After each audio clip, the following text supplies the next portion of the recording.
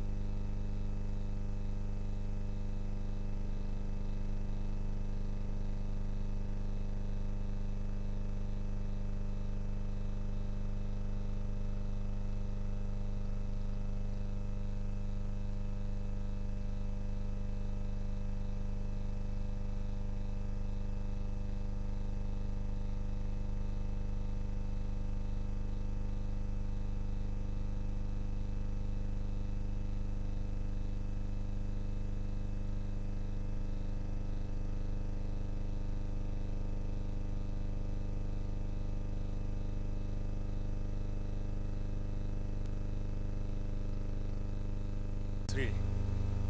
It says like this: طوبى للرجل الذي لم يسلك في مشورة الأشرار وفي طريق الخطاة لم يقف وفي مجلس المستهزئين لم يجلس لكن في ناموس الرب مسرته وفي ناموس يلهج ليلا ونهارا.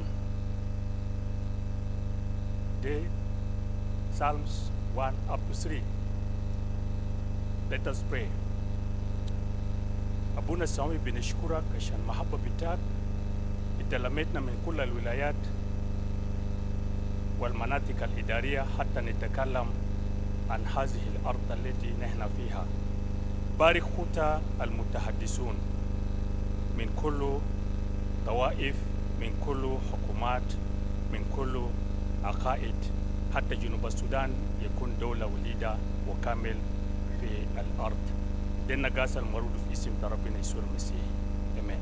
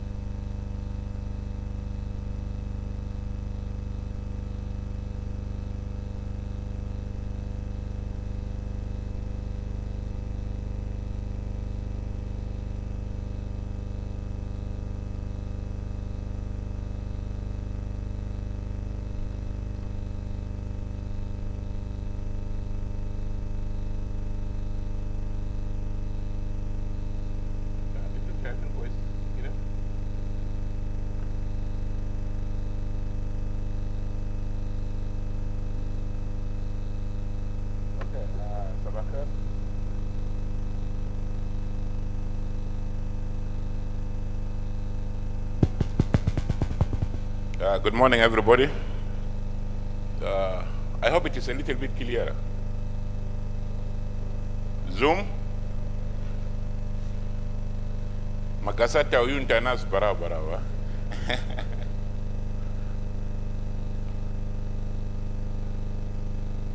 Da kharab. Kida kwais?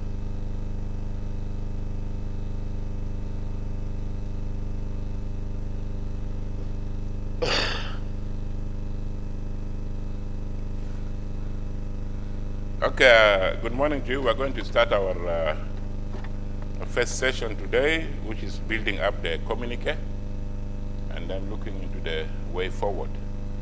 Yeah, we'll be receiving the feedback from you on the papers. We'll collect them also as a committee. If you feel that it is not captured somewhere here, you need to raise it if there is something very important. But otherwise, when the committee goes and revise, we'll try to build. But now the most important thing is the communique. Let us build it together so that we own it. I'll be reading from here.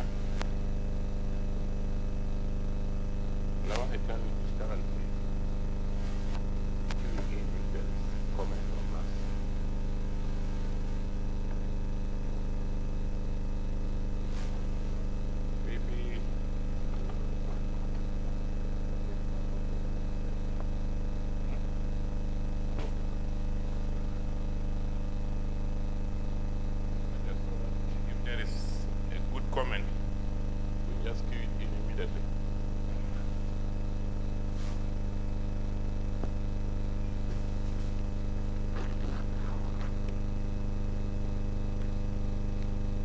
All right. One procedure is we read it all and then we come for comments. The other one is we read line by line and we make a comment, but this one can derail us also. It can take time, okay? So the best thing is, let me read it once, and then we come back to the first lines and we go. Communique, of course there'll be the logo of the ministry up there, and then our supporting donors. That is the work of the secretariat will be done. But the body of the communique is that committed to implementing the revitalized agreement on resolution of conflict in South Sudan 2018 and promoting fraternal aspirations for nation building and peaceful coexistence.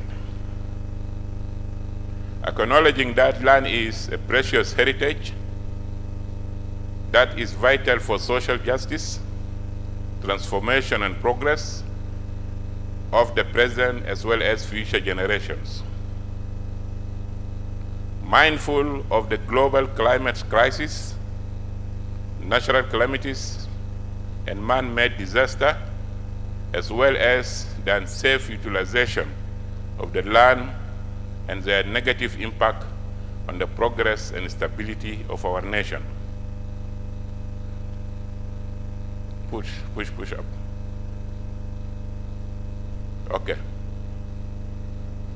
Mindful of the long-lasting social injustice and discrimination of women in access to and ownership of land that differentiates a sizable percentage of our population and absolutely offset them out of spheres of business advancement and wealth accumulation.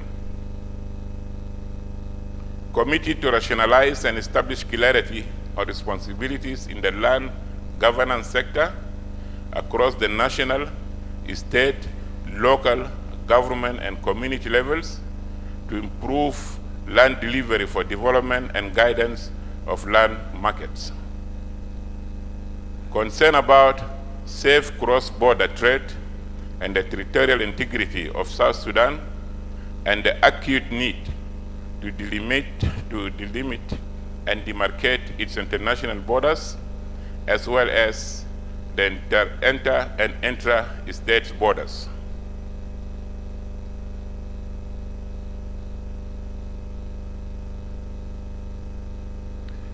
Alarmed by the increasing land disputes in the rural and urban setups that is exacerbated by inadequate land management system and land grabbing that threatens our national fabric and impedes development.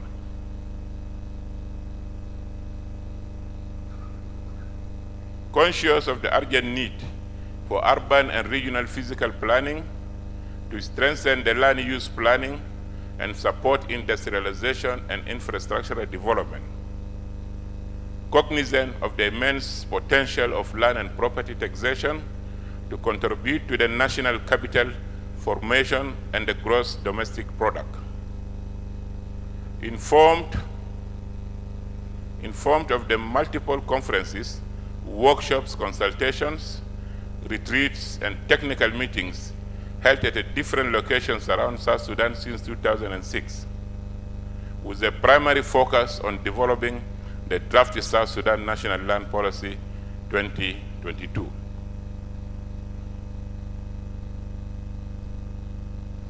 Cognizant that the Ministry of Lands, Housing and Urban Development, after exerted efforts, has successfully produced the draft National Land Policy 2022, vital to improve land accessibility, tenure security, and land use planning to guide safe development of the land and its natural resources.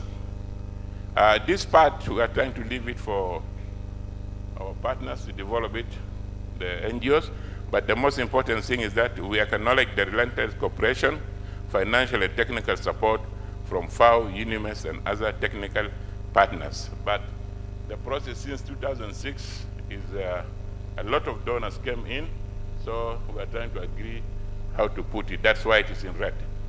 Move up.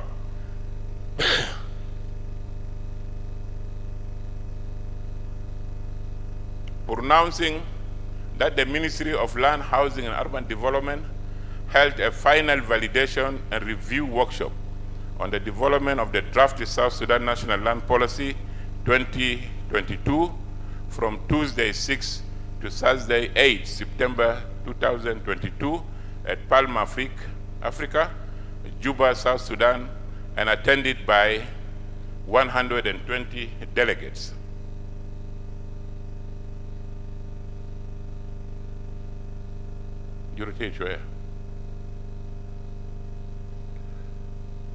We, the participants in the final validation and review workshop on the draft South Sudan National Land Policy, consisting of ministers of states, lands, housing, lands, and public utilities from the 10 states and 3 administrative areas, mayors, state chairpersons of the Land Commission, technocrats from land-line related ministries, and at national and state level, academia, women organization, and civil societies group.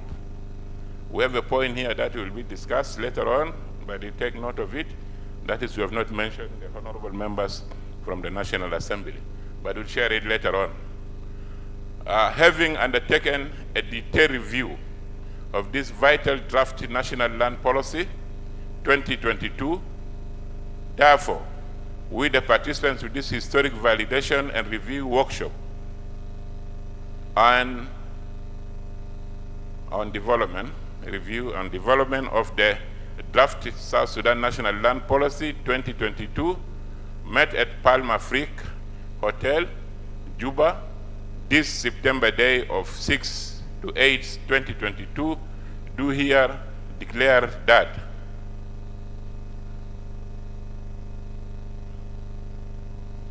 one, endorse the National Land Policy 2022 with the proposed amendments. Direct the Technical Drafting Committee of the National Land Policy to immediately incorporate necessary suggestions and contributions to enrich the document within 40 days. So that is within 40 days. 3, encourage the Ministry of Lands, Housing and Urban Development to take this validated National Land Policy 2022 to the Council of Ministers of the Republic of South Sudan.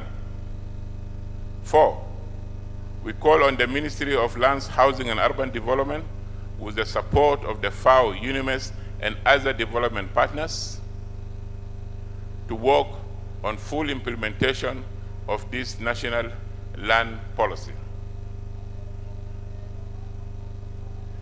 5, encourage the Ministry of Land, Housing and Urban Development and all delegates to carry out intensive sensitization and awareness activities. 6,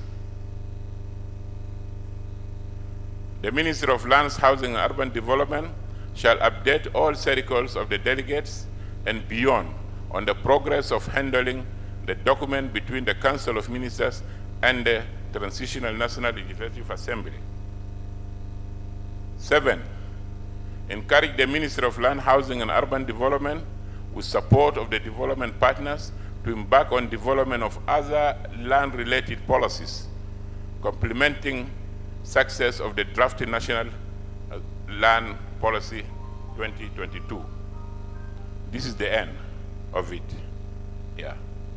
I think to be in a more procedure, maybe we'll go back to the top and then we pick it one by one and we see whether we could beat it quickly, okay? Yeah. I know this is the area where sometimes there is friction. Everybody wants his or her language to appear, but we build consensus always, okay? There is quarrel on, at, for, so we always build consensus, yeah. So, 1, committed to implementing the revitalized agreement on resolution of conflict in South Sudan 2018 and promoting fraternal aspirations for nation building and peaceful coexistence. So this is the first sentence.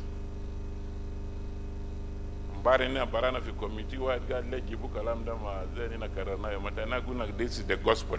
This is the Bible. If you don't say it, the government will be against you. Anyhow, any contribution? Yes.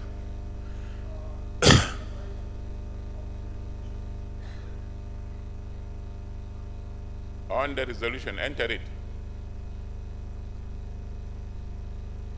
On the resolution of conflict in South Sudan, 2018. Somebody said we should mention the extended period. We said no. I think let it stand like that. Huh? There is almost a good extended period. Come on. Yeah.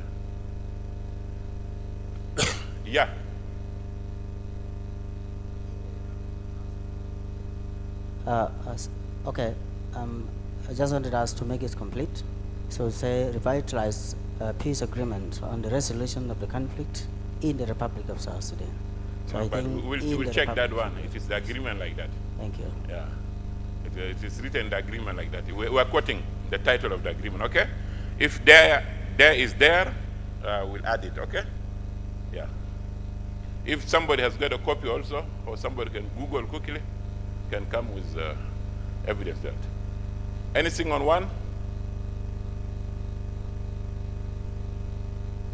Silence is past, huh? The assembly. Okay, let's go number 2. Acknowledging that land is a precious heritage that is vital for social justice, transformation, and progress of the present as well as future generation.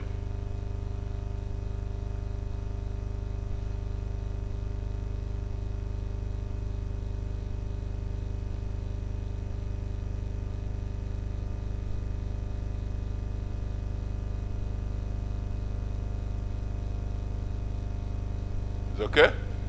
Yeah. Our parliament is good also. It's behaving like South Sudan parliament. Pass. We go. Now, mindful of the global crisis, natural calamities, and man-made disaster, as well as the unsafe utilization of the land and their negative impact on the progress and stability of our nation.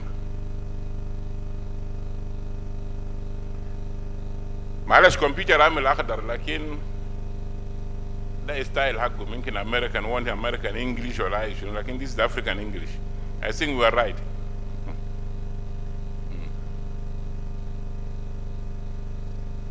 Any comment? Yes. What the microphone here?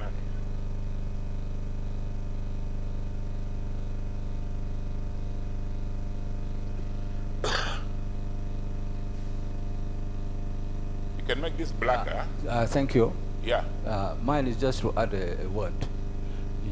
We don't have to talk only of disaster issues, but we have to think of hazard as a physical event that enable the community, the human life, or the human life. Say like geophysical or hydrological, like flood is a hazard. So the word hazard must appear there because it is affecting the Where human do we being. insert it? Is where you talk of disaster. That is man-made disaster. Yeah. And We don't have it? Hazard is not mentioned. Huh? Hazard. We made it man-made hazards? No, we talk of hazard. Disaster, hazard. Then you wanted to insert the word hazard? Yeah. Yeah, this is what I am asking. Where do we insert it? After disaster? Yeah. Put hazard. Hazard, yes. Okay. Agreed? But the hazards are what? What are the causes of the hazards?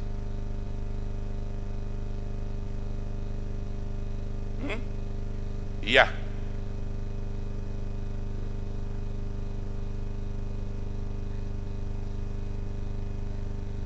That's what I'm asking him.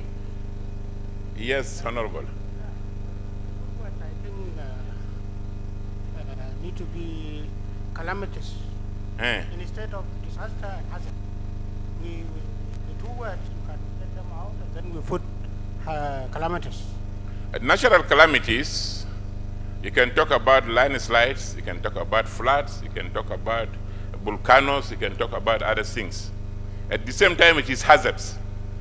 When we say don't sit here, we are looking at the aspect of hazard. This place is dangerous. That's how a physical plan says, don't sit here. And that's why I'm asking what are the causes of hazards to distinguish between the one. But the disaster here is linked to man-made disaster. Even if we have some women commanders also fighting there, still. Are you still holding your word? I think it is covered. Natural calamities, covered. The hazards are almost the results or the cause. I mean the outcome of the national calamities. Good. Let's look at the second one. Bizolindu lisa nukta fi mahalla? No, hazards, take it out.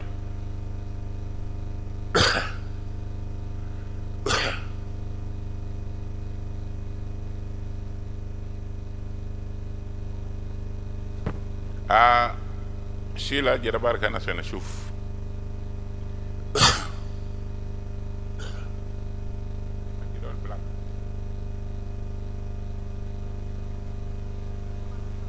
Make it colored. I'm sure to remove the paint. If you go to A or the Mahal Jalunda, I'm the best colorless.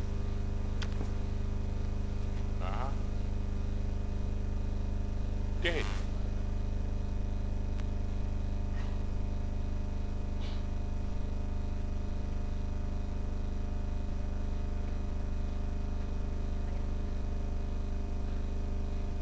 Can you read from there? I'm not seeing well. I know what the Kulukulu.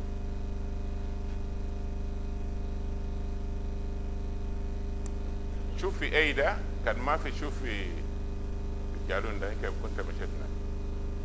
This one.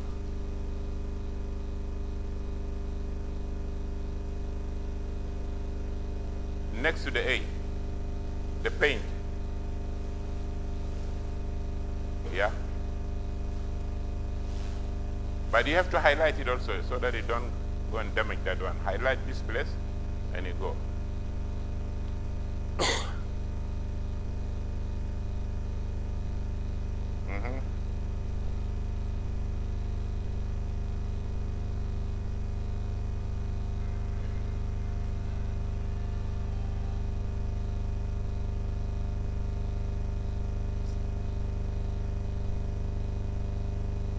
Malish, Bini Juara. Let us go to the second one while I will go and rectify that one later on. Committed to rationalize and establish clarity on responsibilities in the land governance sector across the national, states, local government, and community levels to improve land delivery for development and guidance of land markets. Is the next statement.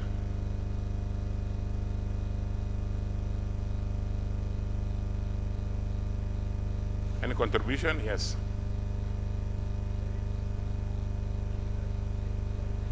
Okay. Good. Entered 3 administrative areas. Just say administrative areas after the states here. National, comma, states, comma, administrative areas. No, we are continuing. Administrative areas.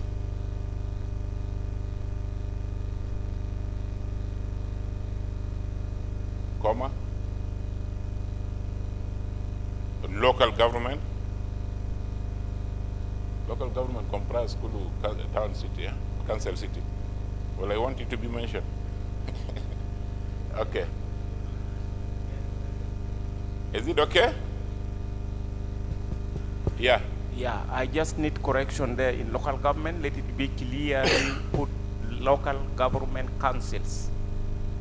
That can include the county, can include the city, can include the Payam Council and all that.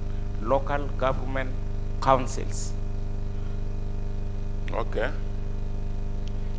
At local government.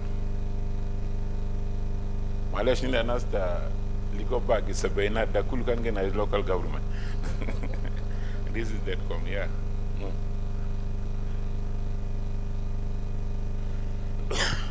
Thank you. I want to clarify what Lord Mayor said. You know, when you talk about local government, it is involved counties and municipalities. Yeah. So if you add local government council, you are giving us another dimension to English. Thank you.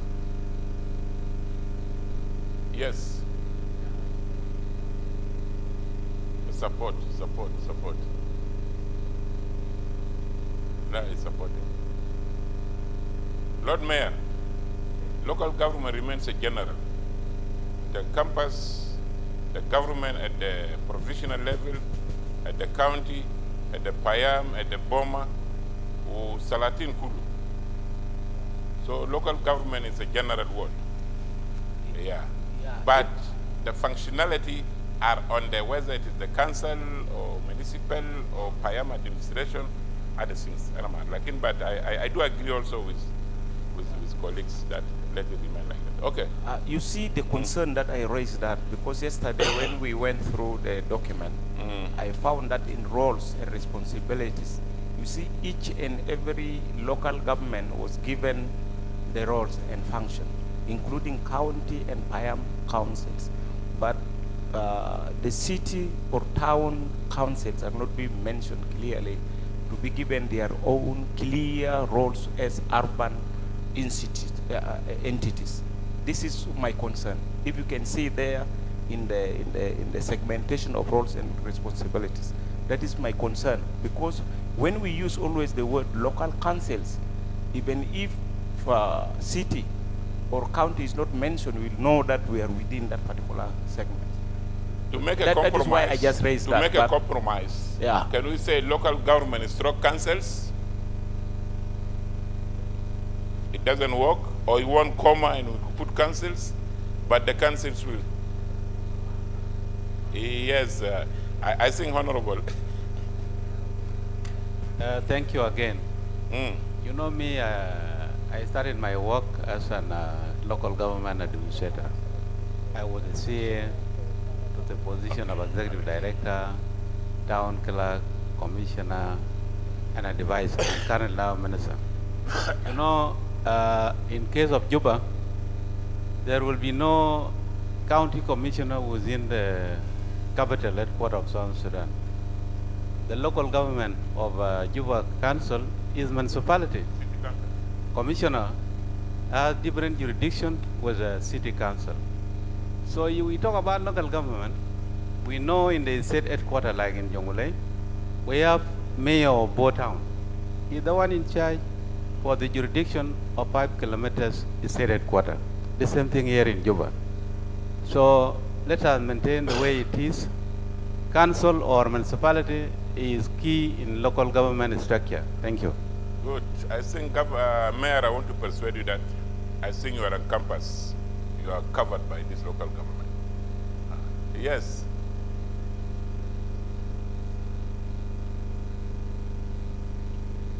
The city is a local government entity, a local government unit.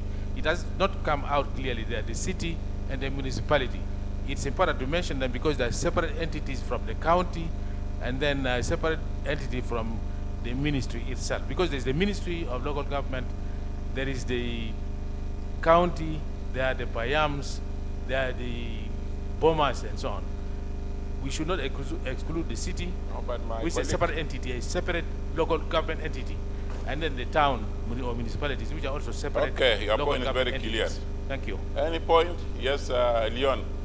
Office of President, the governance. Let us hear. I think the point is that I've been lecturing local government, the University of Juba. I'm a part-timer.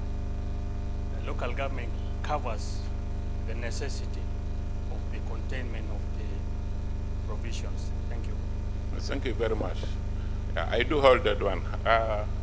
I think let it be local government, because if you have seen the Local Government Act, you went through it, you'll find that the city council is part there. Yeah, good. I think let us move to another point. Yeah. Something different from the local government. Yes, you are yes. welcome. Yeah. Yeah, Maulana Henako is. To nationalize and establish, I'm suggesting to realize clarity on responsibilities, so that to be short and precise. To realize clarity on responsibilities. Thank you. Okay, that is one suggestion. Let us hear the second one. I hope it is. Give the microphone here.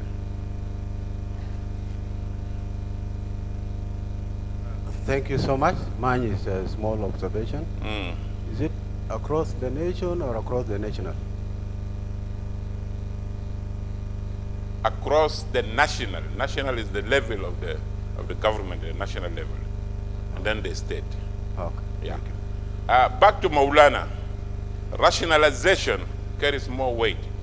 Realize we have the policies, we are realizing the policies, but you need rationalization. Activate it, carry reforms, you see, strengthen it. That is why you use the word rationalization, you see? Yeah. Because you will find that there, but we have taken laws at our hands, and we undermine, we underrate, especially on the land sector management. When I presented, we highlighted something like that.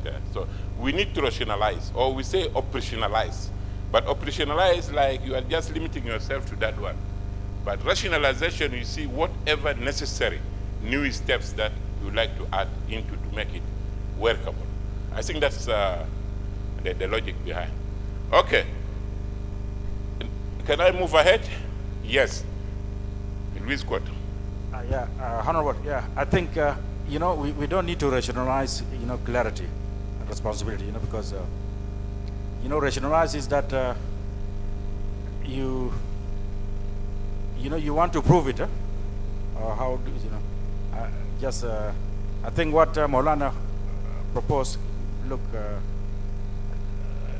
yeah, I think it's a legal term, because it's already rationalized, you know. I mean, you don't need to rationalize real clarity and responsibility. These are things you take, you need them. Yeah, establish is, maybe it's okay, but we don't need to rationalize it, because it's already rational, you know. Okay, any contrary view? I'm your facilitator, yes, Honorable. thank you again. You know, the word regionalization, it means transparency in law, in lands, and accountability. When we talk about gender equality when it comes to land allocation, so regionalization is a key when it comes to allocation, to establish the registered body and allocation itself. So the one of Malana, it cannot fit here. If we are going to use legal term, it cannot be called it validation what? Land policy. Thank you. All right. Louis Scott, I made an argument and let it stand as sorry, but let us build consensus over rationalization, then realization. Okay? Yeah. Good. Yeah. The council is still there? Where? Local government, Robert, Maulana Robert, go to administrative areas, local government, and remove the council out.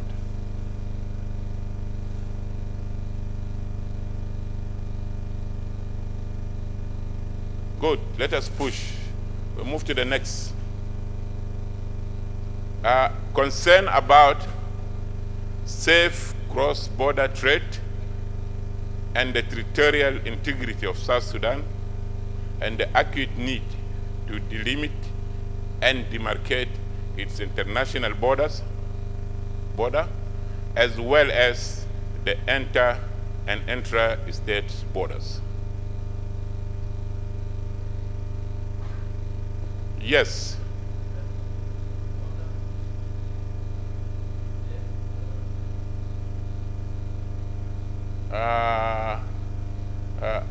Intra-state borders issues. Somebody is suggesting addition of border issues.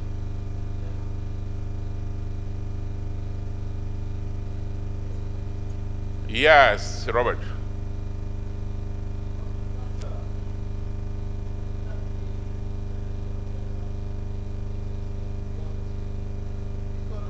Boundary. What is the difference between border and a boundary?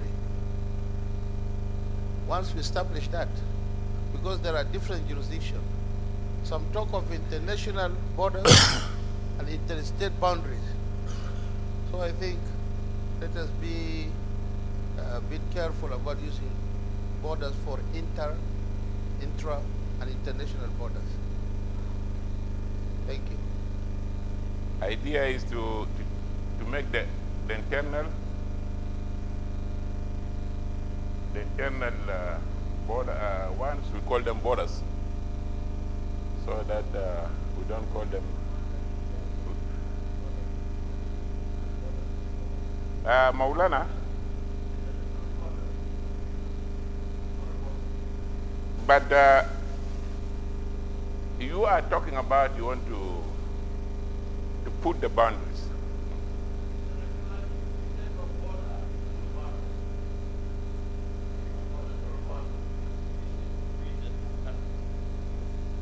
Yeah.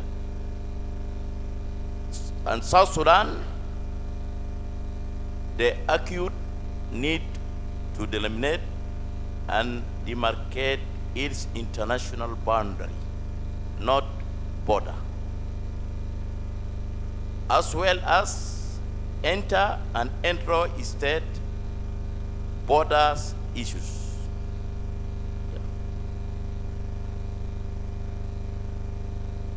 Yeah, Roy from the Border Commission. Yes, thank you very much. I think my colleague is right, but I think the way you said it, maybe people did not get it well. Yeah, there is a clear difference between the border and boundaries. The border is an area, but the boundaries is a line. So here we cannot say that international border. We say international boundary, because it is, when it is a border, it means it's an area between the two countries, maybe a dispute area or what. But international boundary is a line separated the two countries. So when you say safe cross-border trade, you don't need to put issue anymore. You just put cross-border is correct, trade, and territorial integrity, which is correct, and then we change here international boundary instead of border.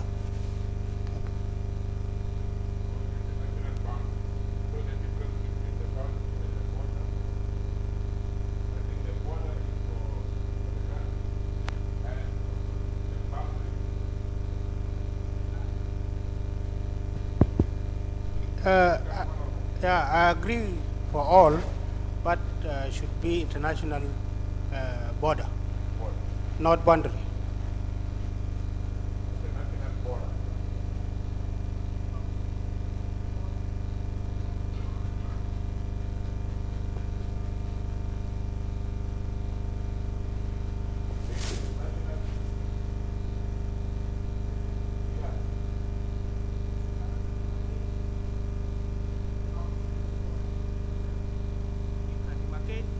The boundary, yes.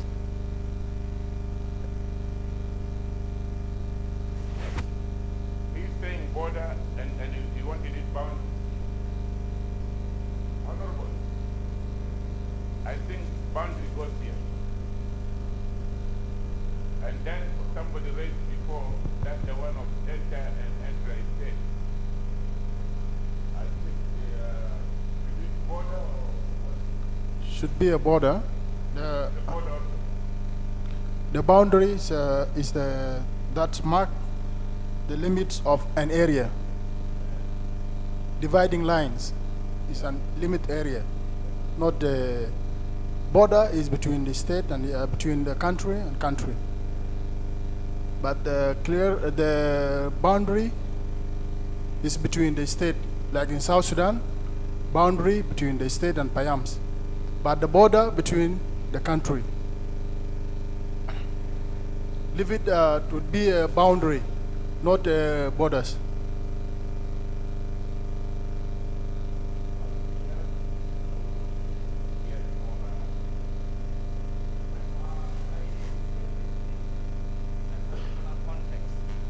Clarification, boundary is dividing between states within the country and administrative units and all that.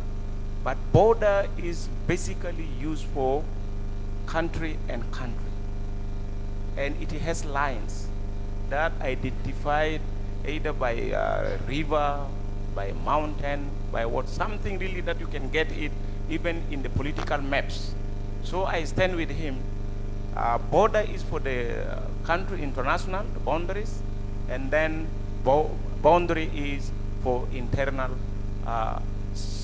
divisions. I think, yes, I think we... Yeah, thank you for... I think these two terminologies are intertwined, but I think we got also to be very clear what we want to do. So when we look at the boundaries and borders, we are talking of the head end of the land. That's just the boundary, and that is within. But I think borders define the final end of your territory. So South Sudan, we can say South Sudan boundaries with Sudan, but we talk about South Sudan borders with Sudan and other countries. So I think border is good. All right, let's build consensus on one thing. We in the Secretariat will check the African Union guidelines on the border delimitation, and we see what has been used for that one, okay? And then we come back to the states. But I think the word will drop out is the issues, yeah. We are not on that issue, but we are on the delimitation, the demarcation. So it remains as it is. Yeah, is it okay? Yeah, let's move ahead. Thank you for the contribution.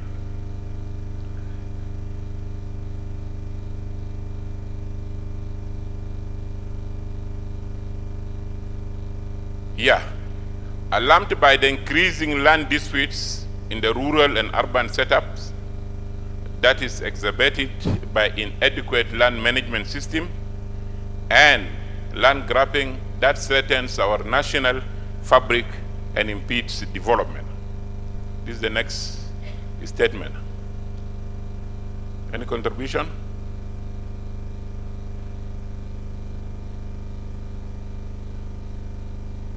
Silence means yes, behind there.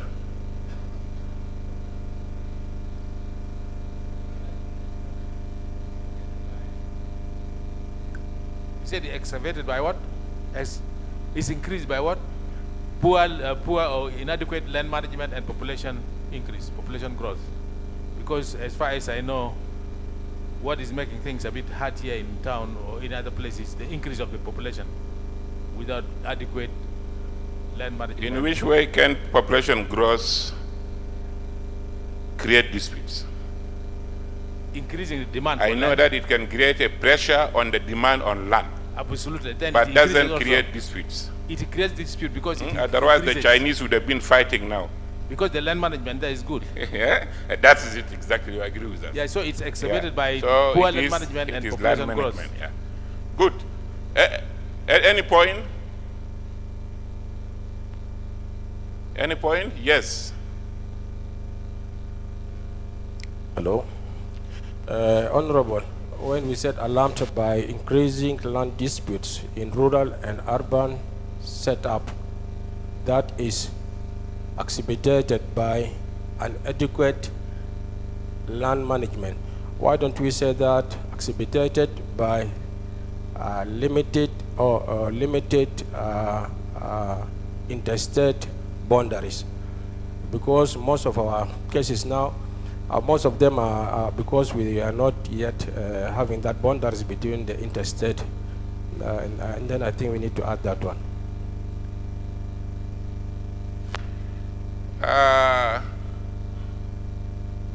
I think your question is almost like that one. And I don't want to answer, let somebody judge. Let us see contribution from here. What we develop. So sometimes we're mixing interpretation and the definition.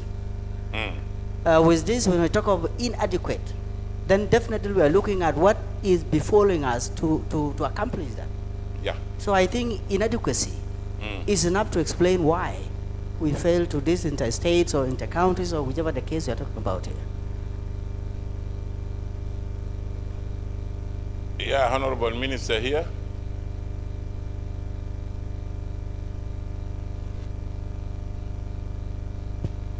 Thank you. I think to me this term is correct. I can remember in 1992 I was around Juba here. And then some days I was outside Juba. I got some areas that were SPLA bases during the war. They are surveyed, but they are not surveyed by a commission of Juba or even by the mayor. They are surveyed by land grabbers. Get your grader, get what, open your own road, make your own design, make your own allotment. That is land grabbing. So to me, the term is correct.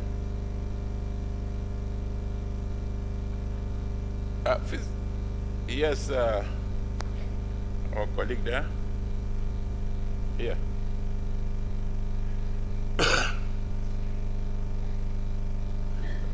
Thank you. I think mine is just an addition to the land management. Instead of leaving it under land management, maybe you can add in administration as well. Thank you. But we explained that land administration is part of the land management. Yeah. Okay? It covers. Yeah. Why there is problem? Because our land management system has got some inefficiencies, you can call it. Yeah, I think this is the whole thing. And the answer to the last guy who talked from there, that it is because of the borders, also is not holding. Because like take Juba, the cases we cited, that in Juba alone, over 80%, okay? It is not the issue of, it is exacerbated by two things. Yeah, there is aspect of land grabbing, and then there is the land management system also. The ministry is making the double allocations of lands, you see? Louis Scott talked about the High Court, this High Court here. It has 3 land leases, you see? So how did it get? And that was, so don't get surprised to see tomorrow J1 has got 5 leases also. Yeah, I would. Anyhow, let us carry ahead on this one. I think let us close talk on this one. Let's move ahead. Let's see the next one. Otherwise, let me give chance here. Give the chance here to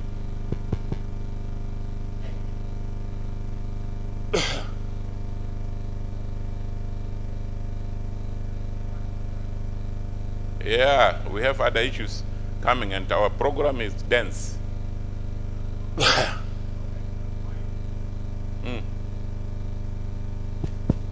Mine is an observation from here by saying inadequate land management system and land grabbing that threatens. These two sentences seem to be the same, but now you add and. We can correspond them. It can say is inadequate land management system, such as land grabbing, because inadequate land management system means land grabbing. You cannot put "and" in between them, in between these two sentences, because they explain the same. It's supposed to be such as land grabbing. Inadequate land management system, such as land grabbing that threatens our national fabric and impairs development. That is observation. I think, one, it is not a yes to rush, but I think we have done a lot of explanation on this one. You highlighted inadequate land management. Actually, land management, if there was a proper and adequate, let me, I'm contraring the chair here. I want us to have a clear definition of these two words, land management and land administration. Land management does with land use and land development, while land administration deals with the allocation and the distribution and surveying and management of information and so on.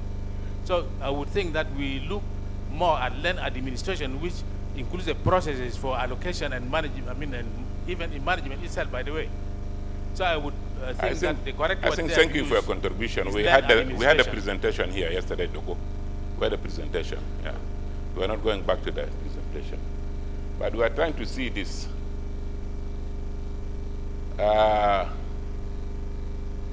Some of the disputes, why it became problems, you may have some deficiencies on the land management.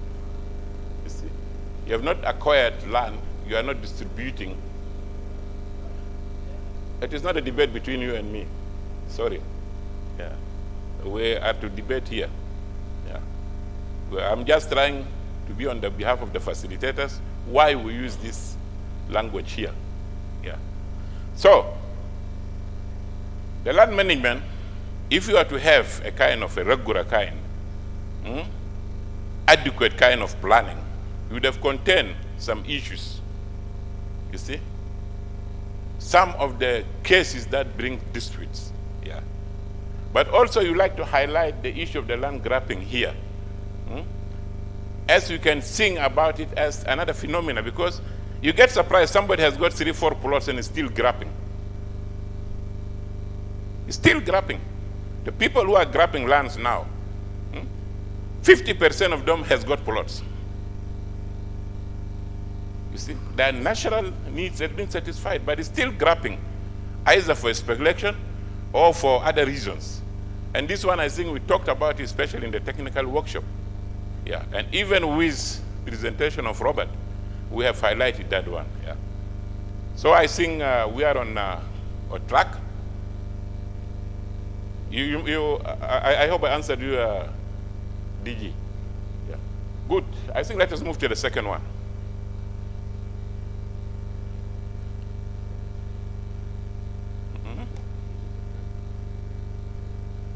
Where? No. They don't want to cut administration. Remove the administration out. The money is adding there. Facilitator. Just a minute. Let us solve one issue. Leave it. We said administration is part of the land management.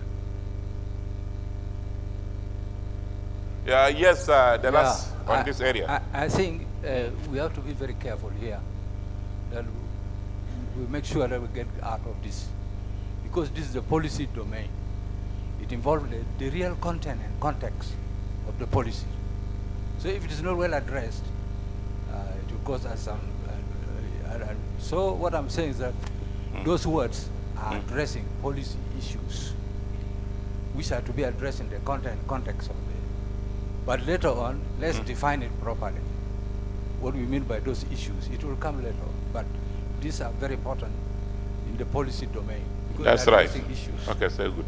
Remove the administration out, madam. Let's see the next one. Conscious of the urgent need for urban and regional physical planning to strengthen the land use planning and support industrialization and infrastructural development. Any contribution?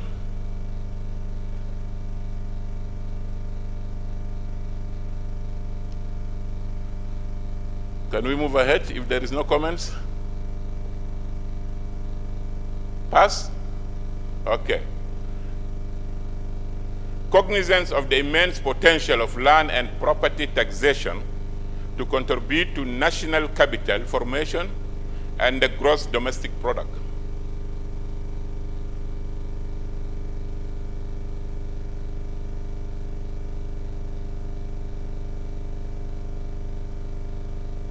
That's the finance FINA.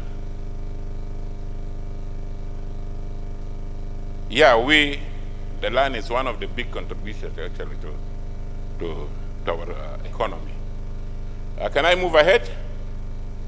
Yeah, in form of the multiple conferences, workshops, consultations, retreats, and technical meetings held at different locations around South Sudan since 2006, with a primary focus on developing the draft South Sudan National Land Policy, 2022. This is a statement, I think, but also look critical, maybe the language, something is not moving well. Huh? Now, cognizant that the Ministry of Lands, Housing and Urban Development, after exerted efforts, has successfully produced the draft National Land Policy 2022, vital to improve land accessibility, tenure security, and land use planning to guide safe development of the land and its natural resources.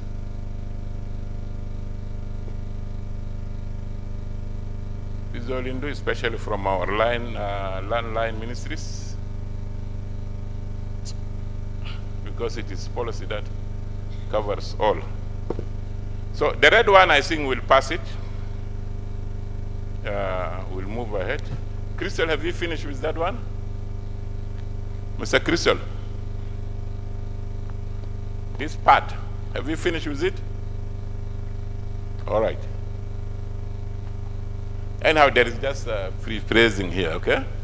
It is too long, and then, yeah.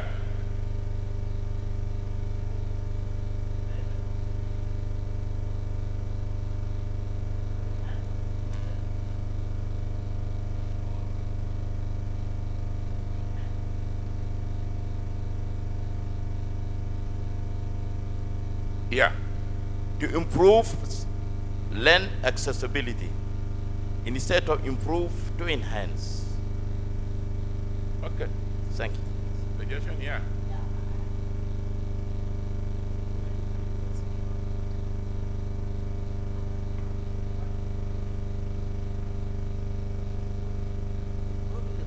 It's okay. So enhancing means that there's not, I mean, we had something that we had in place before. But here we are saying we had a problem that we need to solve. So we want to improve our system of managing land issues in South Sudan. So Yeah. Yeah. Let us hear from a said partner. A debate between enhancing and improving. Yes.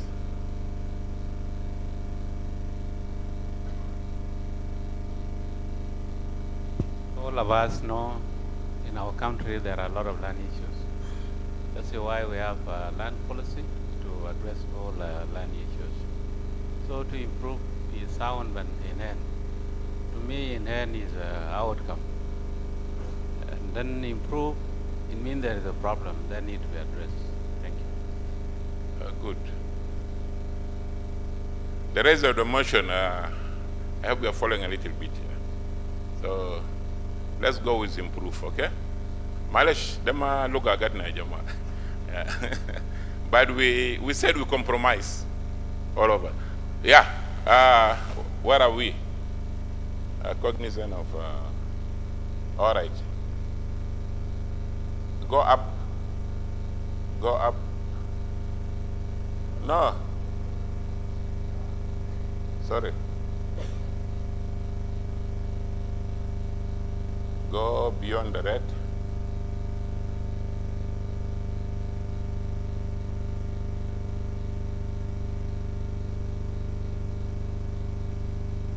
Now, pronouncing that the Ministry of Lands, Housing and Urban Development held a final validation and review workshop on the development of the draft South Sudan National Land Policy 2022 from Tuesday 6 to Thursday 8 September 2022 at Palm Africa, Juba, South Sudan, attended by 120 delegates.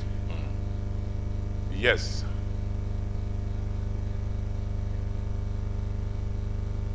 Okay, somebody said, good, 120 stakeholders or states?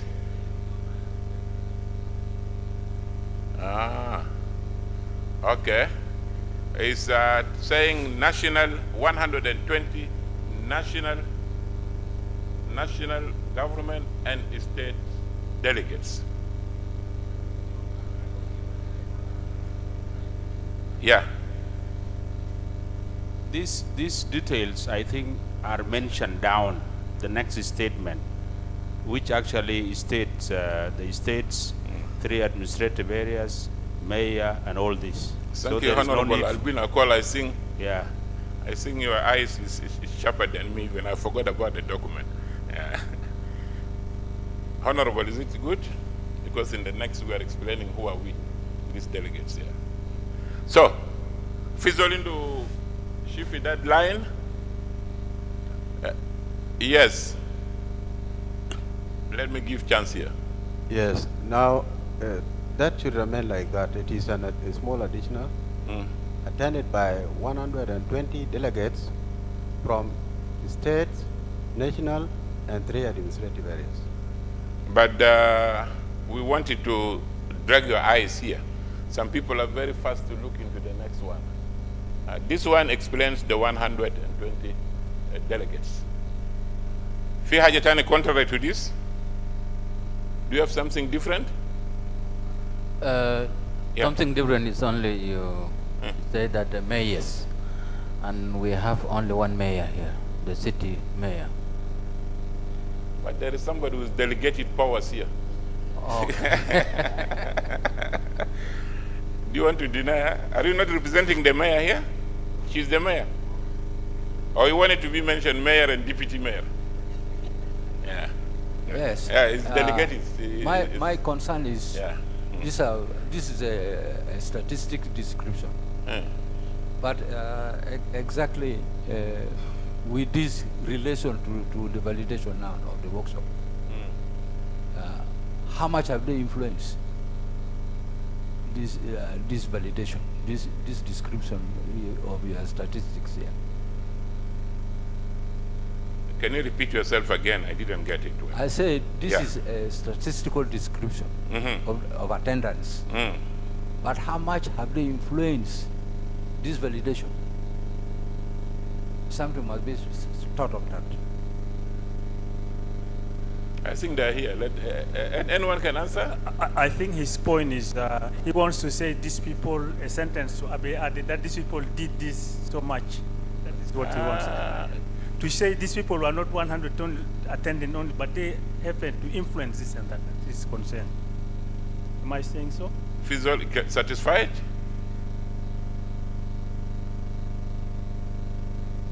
Eh?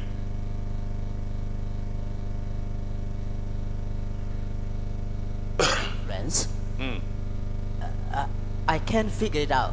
But what I'm saying here is that we are saying that this number is showing how many of us were from day one to the last day participating in this. What is asking in an evaluative questions, which I think is not Murakab right now. For that question to be asked later about it. So I'm saying this number is statistically, as you said, is it that this is the number? Then a specification of these 120 participants, where they are coming from, is what we have, and we as the participant in this. So I see, I don't think that there's any problem there. Yeah. Influence and all these things are evaluative questions and concerns. DG, I think you have been answered somewhere. I think let us read the next one. These 120 delegates now talking. We, the participants in the final validation and review workshop on the drafted South Sudan National Land Policy 2022, consisting of ministers of housing, lands and public utilities from the 10 states and 3 administrative areas, mayors, state chairpersons of state land commissions, technocrats from the land line related ministries at the national and state level, academia, women organizations, and civil societies group. We try to eliminate 2 things. And this one will leave it at the discretion of our honorable members from the TNLA. We said we should not mention them, although they participated with us here, so that they are not viewed next time maybe as a partition.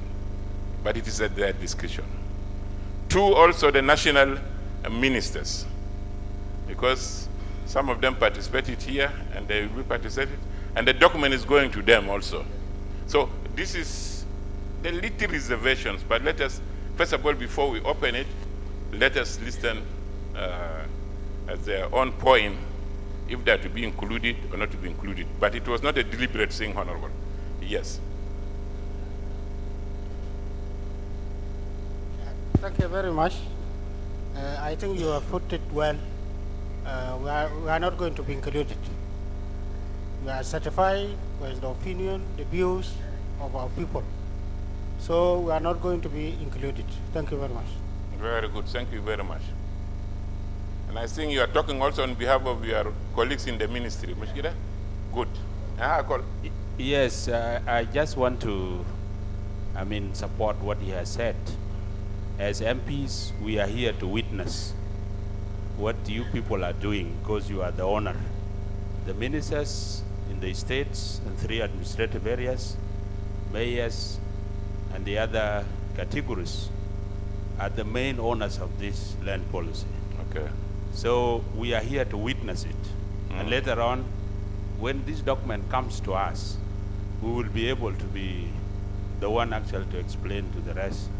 So we agree with this test. Okay, thank you very much, honorables from the National Assembly. Now let's go to our document. Yes, there. Thank you very much for the opportunity.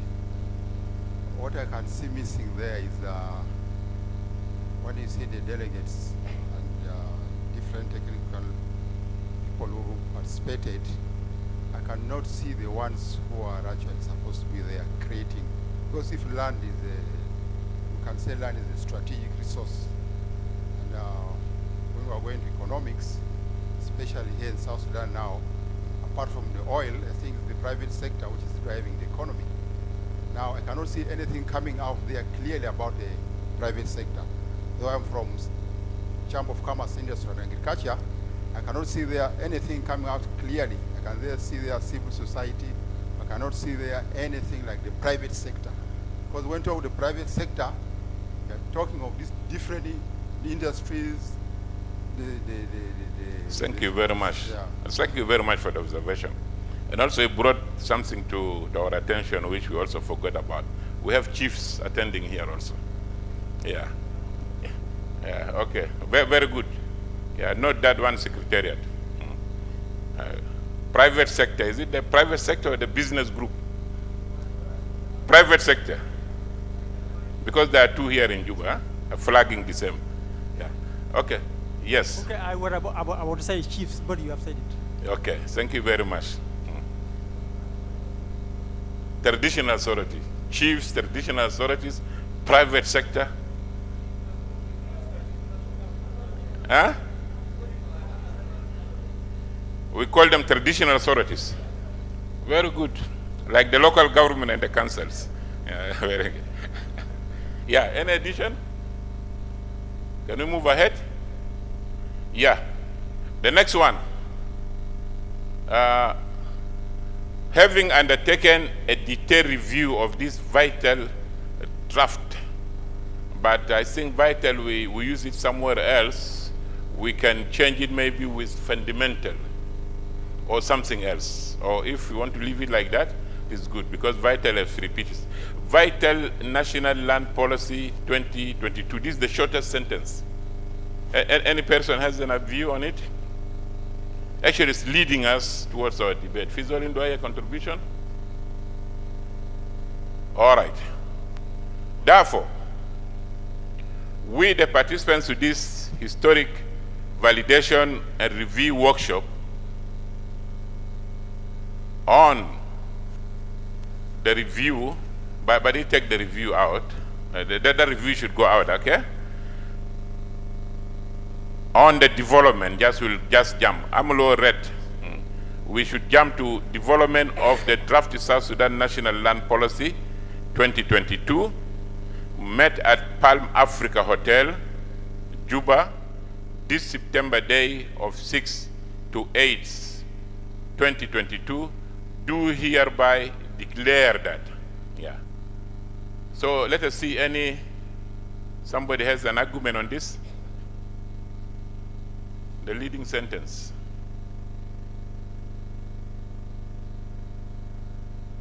Yes.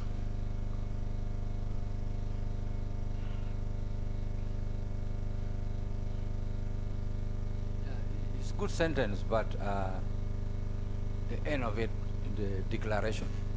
Because the declaration will later make us ask questions that is this a good public policy that must be acceptable, or it is viable, or it is technically correct and participative? Because by that declaration, we have to see that it's a good policy and we are declaring it.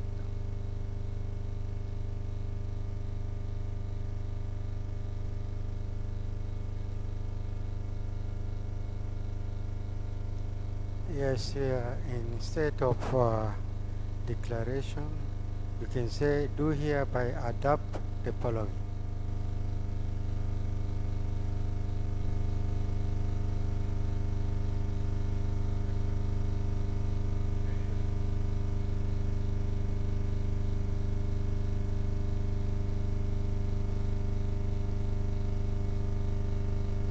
Well, in fact, the declaration and adoption, it is better for us to use the word adopt, because we have actually adopted this document as ours. But declaration, it is for another authority later on to take this document and declare that, for example, it is signed and so forth. So it is more reasonable to use the word adopt, because all of us have actually accepted to adopt this document as what we have done and worked for. And again, you have talked about the repetition of the word vital. It is monotonous normally in such a text to repeat some words. You can use important and cardinal and other words that are actually to give an adjective to it. So finally, I really feel comfortable.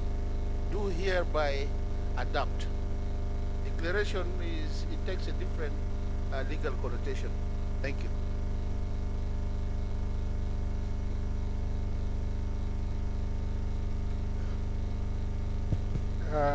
I just concur with the last speaker that adopt is the really word, not declaration. Thank you. Good. Akol, are you riding on the same? No, my opinion is that when we say declare, we are declaring some process that are coming down. But when we say adapt, we may not be necessary go further to mention the rest. So for me, declare is a little bit inclusive to those things that are coming down. The process of adapting are those things that are coming down. When we say we declare, and then the next step is endorse. This is an adaptation. For us to endorse, this is an adaptation. But there is further information that we need to mention. These are direct and encourage and so forth.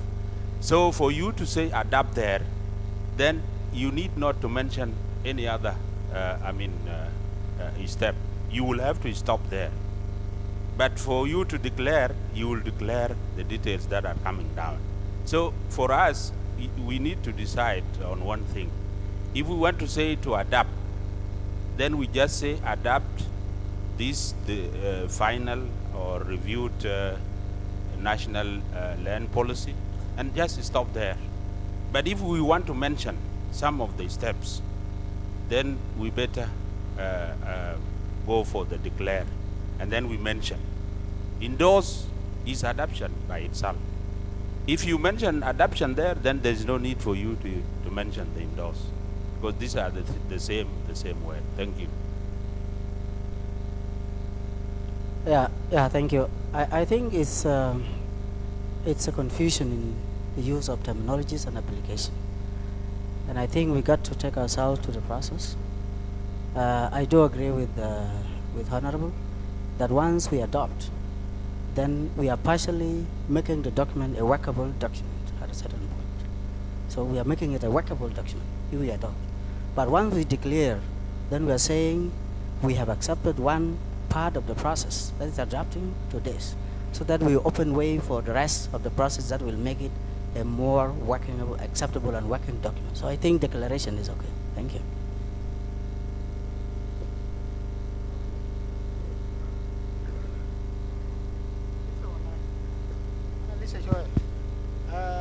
To differentiate between wisdom, but the two terminologies, declaration is mean you own that thing, you own it. You declare that you own this kind of things. But adapt, it seems like something is still on the process. There is other steps need to be taken so that you declare. Declare is you own it. This is my argument. Thank you.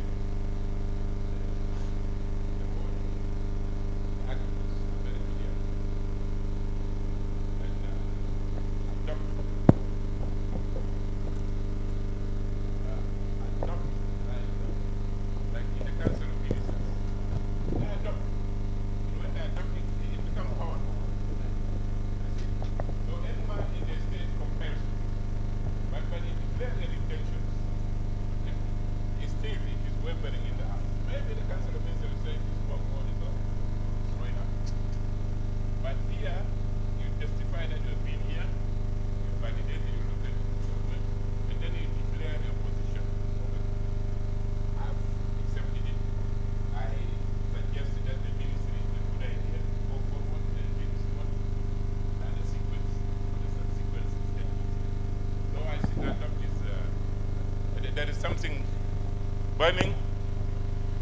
Yes, go ahead.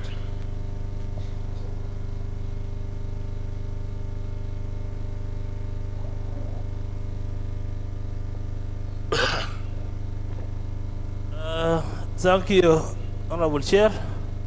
I want to take you out from the two terminologies, adopt and declare. Because when you say adopt, as the Honorable said, it will end only to first one to endorse. It will not cover the rest. And when you say declare, also there is a different argument. But for me, if we said agree, this September 6 to 8, do hereby agree to the following. I read the rest. It will cover also. Okay, that's the content. But I think, yeah, let me give the last chance to Honorable.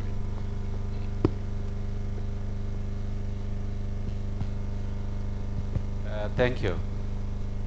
You know, English, Dama Luga Batana, is a foreign language. If we dwell on it, cannot let us move. Simply, when you say, like what the presenter say, the Council of Ministers has adopted ABCD from today onward, it becomes a law. But declaration, it gives more some stages. So if we say we adopt, the Honorable Minister Michael Changjak will not go and table this policy to the Council of Ministers. Is it what you want? No. Let us agree, declare the best terms based on our contents of what we are here. Thank you. Thank you. I think let's accept it. Let's move on these ones. Let's move on these ones. All right. Sorry, those who have not given themselves. We declare, one, endorse the draft National Land Policy 2022 with the proposed amendments made. You see? We are still leaving a void. Can I read these declarations all, or we go one by one? Okay, let's read one now. Endorse the draft National Land Policy 2022 with the proposed amendments. Fizolindo Kalam. 2, direct the technical drafting team committee of the National Land Policy immediately to incorporate necessary suggestions and contributions to the document, to enrich the document within 40 days, because it is the donors who facilitates us in most cases, but it still will work. But we are confident that within 40 days, everything will come out incorporated. Is it a good principle? Yes.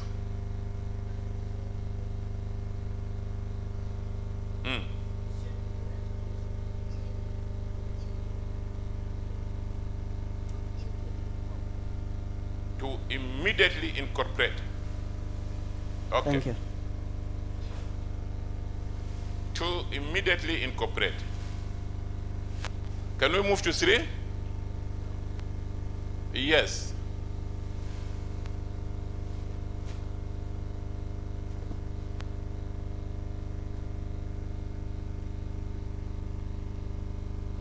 Yeah, thank you.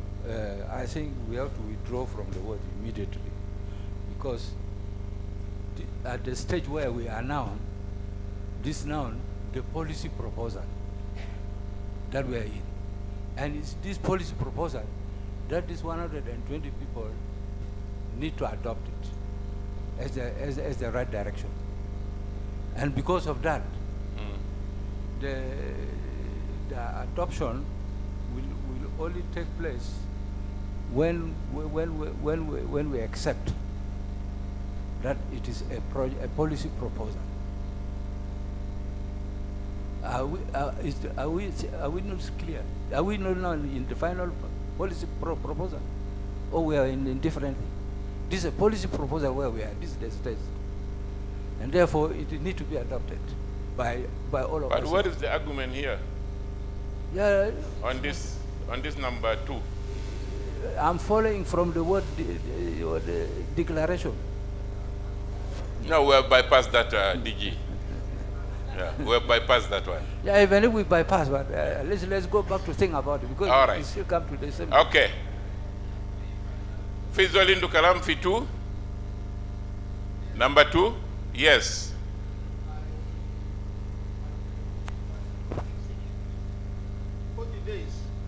Starting as done by period of limitation. The document within an appropriate time. If you fix the days, if you don't do it on that 40th day, then we are actually negating the document. Thank you. But let me explain something. It is this house directing the technical committee. Whatever has come here, we scan through it and we see how we incorporate. I think it is within our domain of achieving it. If also we leave it 5 months or we leave it 1 year, then appropriate also it is unlimited. Yeah, Albino. Mine is these 40 days. I wanted a clarity on it, but when we say to immediately incorporate, then there is no need for mentioning the dates or the length of the time. If we want to mention the length of the time, then there is no need for immediate. We just say to incorporate this within 40 days, if we agree on that. But if we say immediately does not take 40 days. Where is Maulana Akola? Yes. Yeah, thank you. Let's continue struggling to make it. This is our document. I think people are afraid of the term immediate. Immediate means we start from today, as we part from here. We start from today. It's a process. 40 days is an action point because you cannot leave it open. It's an action point. Within 40 days, you'll be able to do this or not. That's it. So in an action point, immediately means as we part from here, the document should start its process of finalization. Thank you. All right. The last argument, legal argument, I think is holding for me. Yeah. Thank you. Let's move to 3. Encourage the Ministry of Lands, Housing and Urban Development to take this validated National Land Policy 2022 to the Council of Ministers of the Republic of South Sudan. Fizolin Dukalam?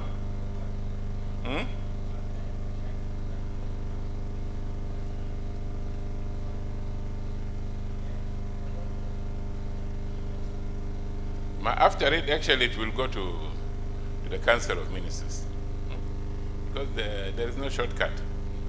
Yeah, but we are encouraging him. Yeah. Let us leave it open like that. The Council of Ministers, of course. Yeah, call it. They have been drafting them. It is okay, Ajama. Yeah. Let us see 4.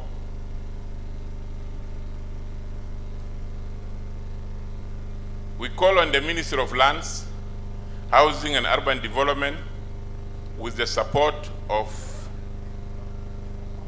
FAO, UNIMES, with the FAO, I don't know whether it will be or remove it out, UNIMES and other development partners to work on full implementation of this national policy.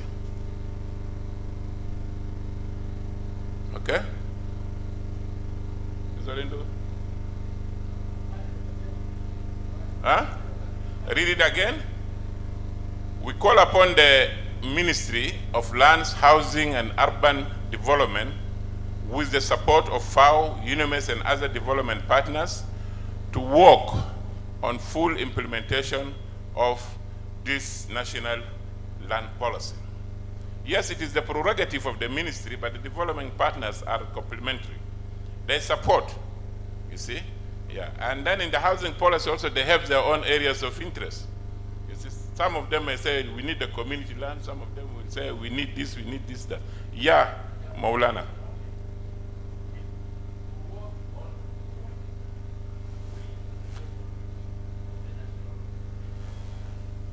Okay, adding Y here. Are you not authoritative here? Malish de Lumalu. Fully. Good. 5.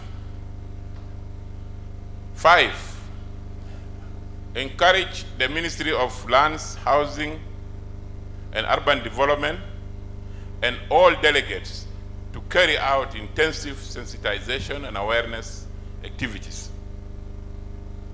Propaganda, what, you can write on the social media. Fizol in the comment, Fogo?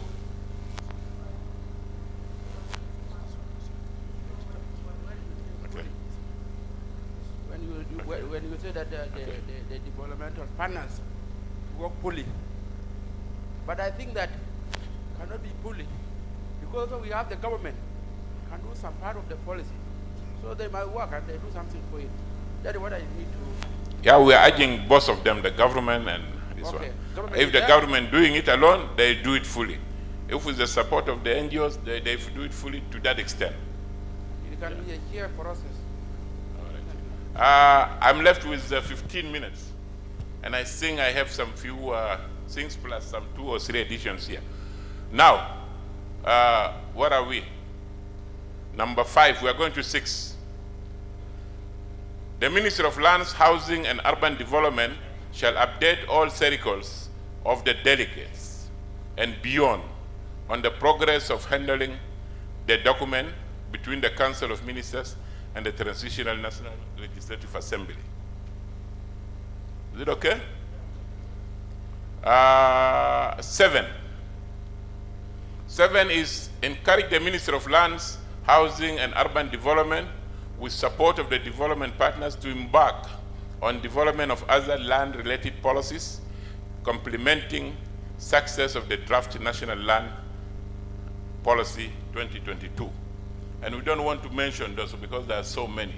But if any complementary policy or act, we urge them to work on that one. Are we through here? So we are not going to club it still.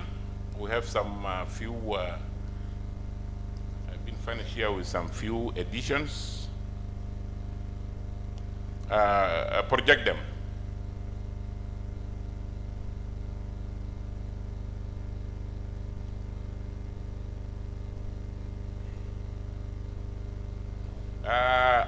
There is some 2 additions to the, what do I call it, preamble, but it is the first ones.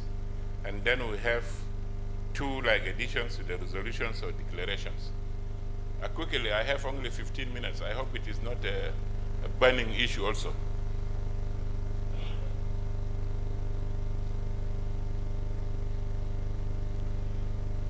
Yes. The microphone here. Thank you so much, Mr. Moderator. Yeah. I think it's also important to mention in the declaration the issue of South Sudan Land Commission Act. You know, South Sudan Land Commission Act was already being stipulated in the Transitional Constitution 2011. As we are talking up now, they don't have any law. So I don't know, it's really very important as we work on other policies. So is it important also to look into this? Thank you.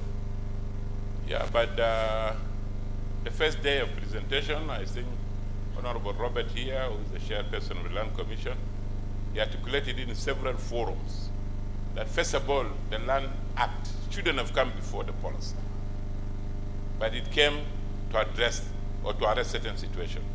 And then it gave birth to the policy. Surprisingly, a child giving birth to a mother. And now, after this policy, the Land Act has to be reviewed. But also, we don't want to mention it because it's part of a number of things to be mentioned, unless there is something more specific. But I think it is covered somewhere else, that it will be reviewed, okay? And then the states also will develop their land acts according to them. Even the community will develop the land act. Yeah, let us see top there. There are some additions. One is committed to contextualized global and regional imperatives, such as SDGs, VGGT, the F and G, to the unique realities, challenges, and opportunities with respect to land in the Republic of South Sudan, and to learning from the experiences of other countries in our region in developing national land policy. The second one, push it a little bit so that we read this.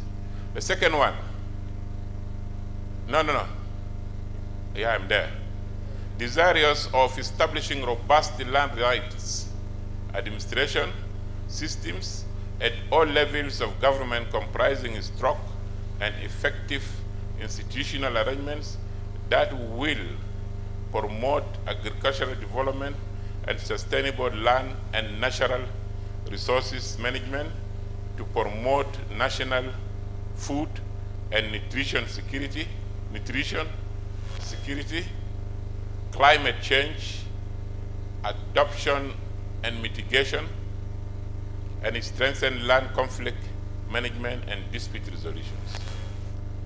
Then something to be added to the declarations: call on the government of the Republic of South Sudan, with the support of FAO, UNIMES, and other development partners, to establish a land policy implementation coordination unit within the Ministry of Lands, Housing, and Urban Development, to coordinate development of strategies and mobilization of resources for the full and effective implementation of the national land policy.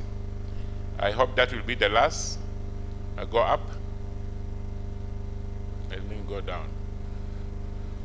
Call on the Ministry of Lands, Housing, and Urban Development to integrate the feedback received from this national validation workshop and from reviewers and other stakeholders into the final draft of the national land policy, to be ready for presentation to the Council of Ministers and so forth.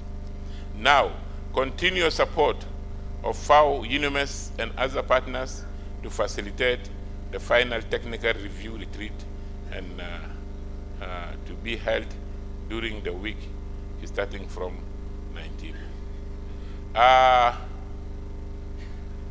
These are 4 points, 5 points. Some of my colleagues brought it, but maybe for sake of time I can push up also the debate a little bit. And I think in these declarations, first of all, we might have captured them. This declaration 1, let us start with the declaration. Call on the government of the Republic of South Sudan, with the support of FAO, UNIMES, and other development partners, to establish a land policy implementation coordinating unit. Okay? It's asking for an office or desk to be formed within the ministry. So, forget about the length, but this is the concept, idea. Yeah. Let us see. Any contributions, I think? But the idea is to have a land coordinating office within the Ministry of the Housing, Land, and Urban Development, the national government. Okay? Is that in the idea? Yeah, Mayor.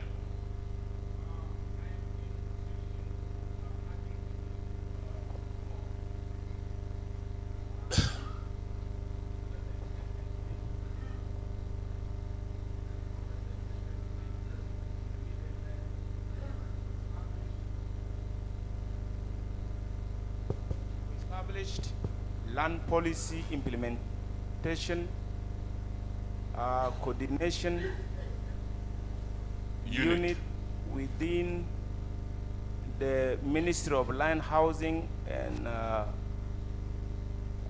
Development to coordinate and promote development of strategies and mobilization of resources for the full and effective implementation of the national land policy. That would be the job for that particular department. Okay. To coordinate and promote. Yeah, Honorable. TNLA.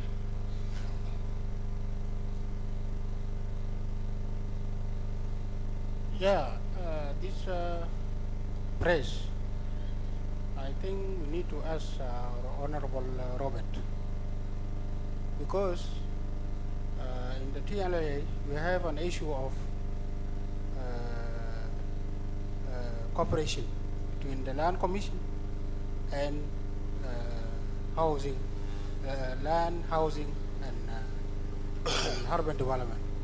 So I need my colleague Honorable Robert to say something at least, so that we always used to say we need the ministry and commission to have a good relationship, harmonization between them. Thank you. I think I give the chance to Maulana Robert, the chairperson with Land Commission also, at least to highlight, educate us a little bit.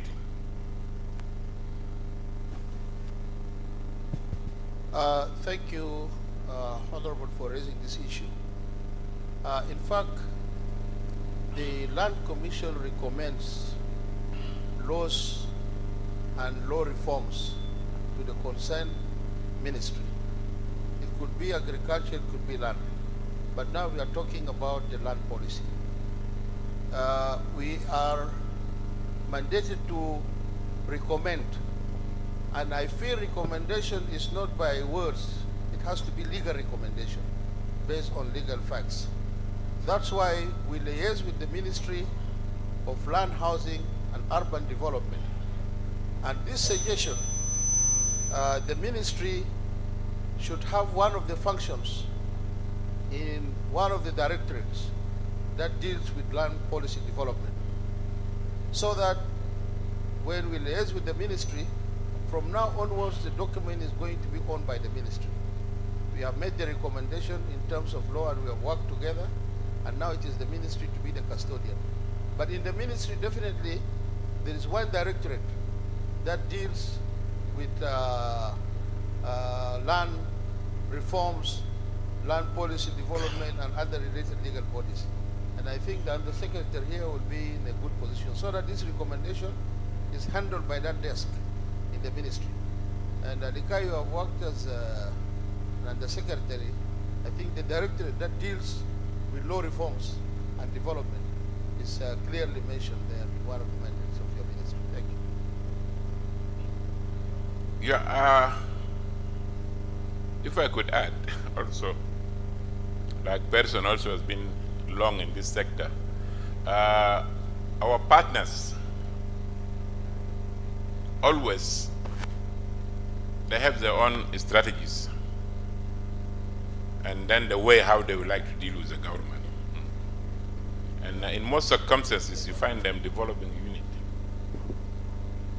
You see? Like by then we have, when we were developing roads, welcome Said Wazir. We welcome all the ministers.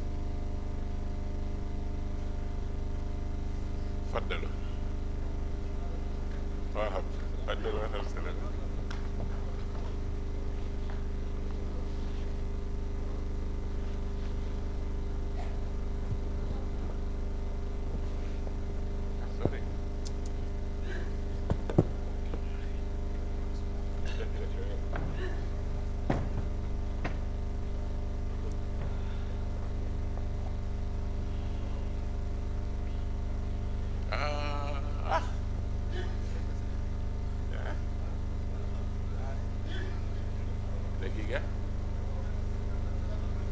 لا بس حقه ان احنا ناخدكم بجنب.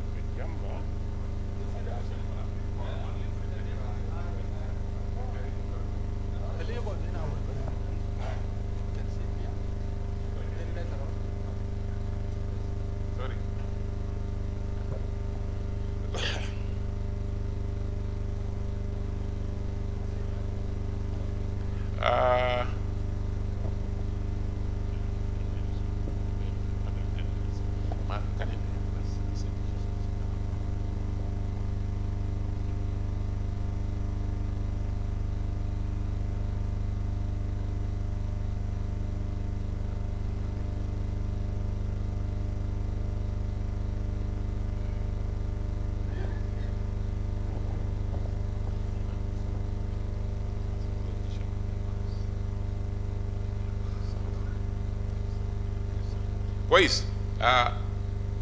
ببساطة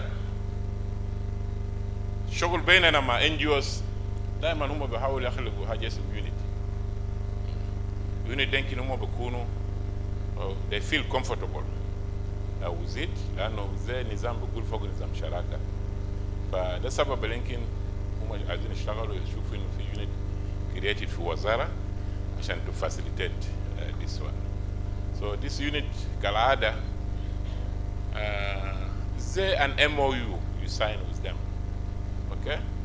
Once they have resources, they come to implement together with them on these principles. Can Mafi, they can tell you, Malaysia ni bitaya dakai. Lakin they will not be obliged also to fully govern. Of course, this is, we need legislation dynamic from our MPs. I think this is the short thing that they wanted on this one. But rephrasing it, I said leave it for the Secretariat. If it is endorsed, the Secretariat will rephrase it later on. Okay? Yeah. Then let us look at the second one. Call on the Ministry of Lands, Housing and Urban Development to integrate the feedback received from this national validation workshop and from reviewers and other stakeholders into the final draft of the national land policy to be ready for presentation to the Council of Ministers no later than 30 days. Then 30th September 2022. To this end, we request the continued support of FAO, UNIMES, and other partners to facilitate the final technical review retreat to be held during this week starting. This is where I want to also put my input. I think we have captured this. Where is Crystal? Crystal, this one we capture it. Yeah, fully captured. So, Luis, this one has been captured.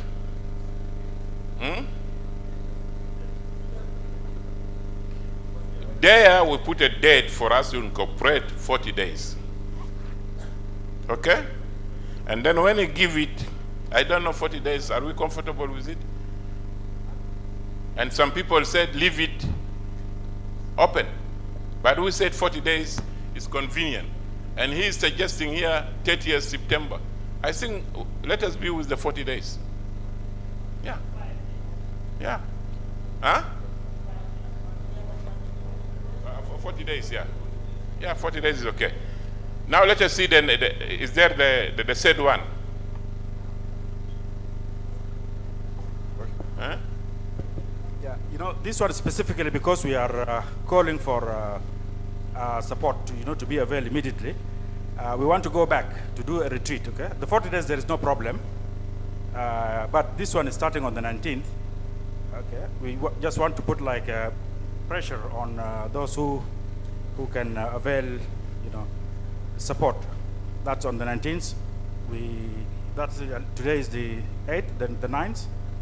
Yes, within 10 days, they have to arrange for it so that the same team or a smaller team, including the leadership of the ministry, to go for a retreat and come and put all the input from the technical workshop and this workshop into the document. Then it will continue up to the 40 days that is mentioned earlier. That is the reason we think this one is important. Yes, Honorable.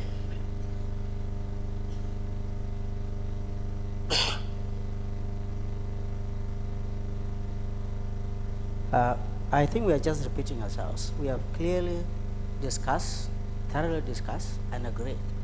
When we talk of immediate and full support for implementing this, then this statement is included. So I don't think it's necessary to. So when we talk of immediately and support, then the ministry with the partners will go and sit and see which date we want to start. So we have agreed 40 days immediately.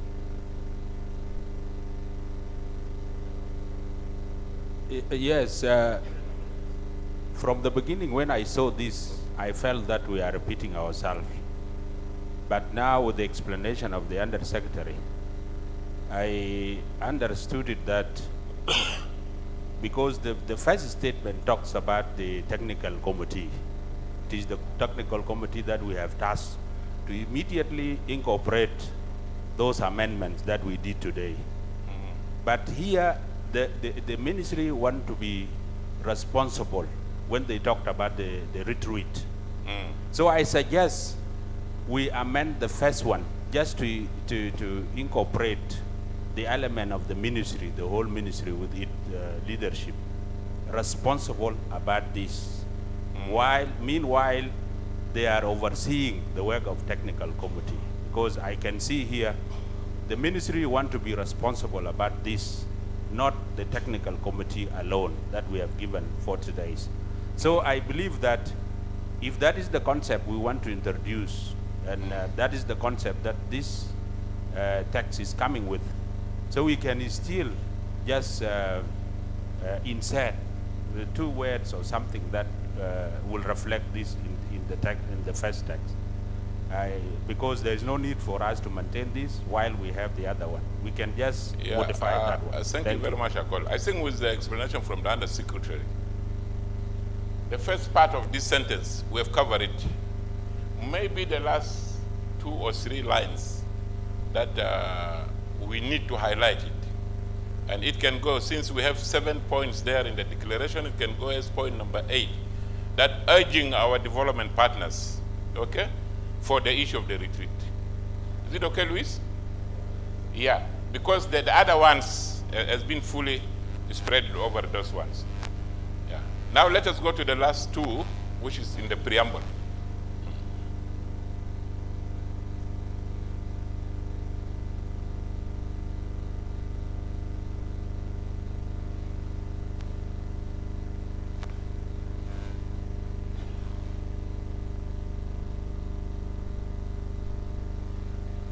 The preamble, the first one, these are global conferences and forums which have taken place, okay, regarding the land development policies, okay. This is SDGs, Sustainable Development Goals, and then the VGGT, I think this is dealing with the food, agriculture, and what is it in full, digital?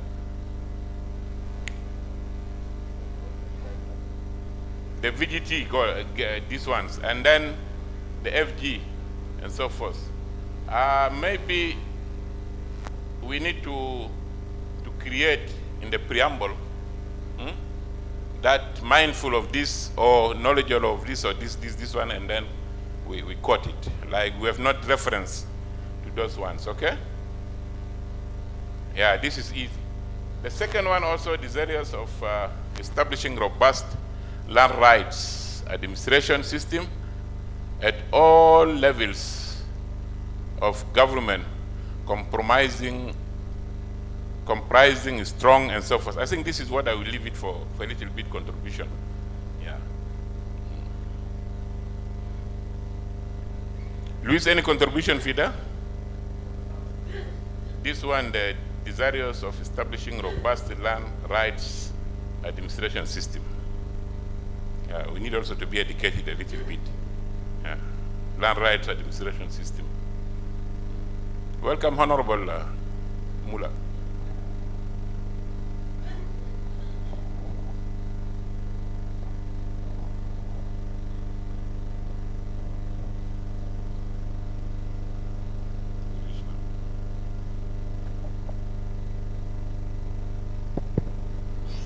Good morning, all of you.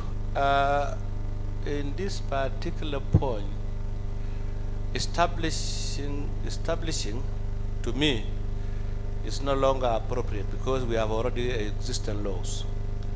What we need here now, it is an enhancement of what we already have, to make it more effective, so that this new land policy is fully implemented according to the existing laws. So our learned colleagues who are here, I don't think that establishing is like we are doing a new thing. Yes. So we have already our rules, guidelines that already established and regulation, including the Land Act. As long as we have not yet changed the existing land act that we have in our country, so it's no longer it is not appropriate to reestablish a different body that will be contrary to our current land act. Enhancement would be more effective. And thank you. Thank you, Honorable Minister. I think that is a good comment from Honorable Minister. And anyone, 2 points addition to this? Or if not, also I suggested that if there is something to be rephrased there, we leave it for the Secretariat. Because we need to examine it with the structures of the ministry. Because you are calling for establishment of robust land rights administration system. Yeah, which we need also to look at it. In addition, I think we have captured our work we have done. I would like to give all of you thanks for the contribution and for the serious debate that we carried for the last 1 hour and a half almost, and we are somewhere else validating the documents. Now we own the document, it is ours. You can clap to ourselves.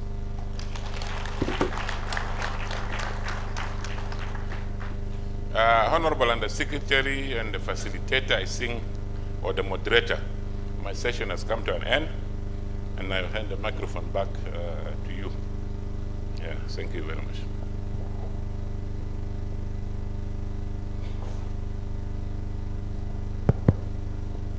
Thank you, Honorable Likaya, for the good communique.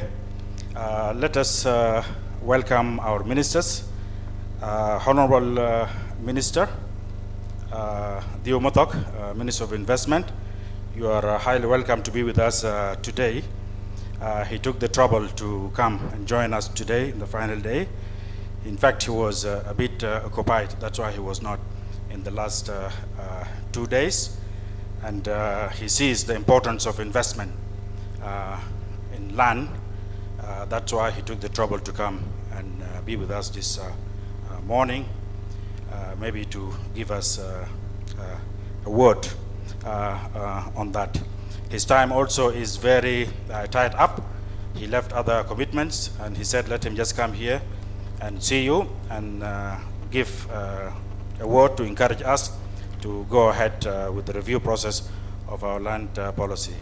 Honorable Minister, you are welcome, and all of us are happy that you are here with us. Welcome, Honorable.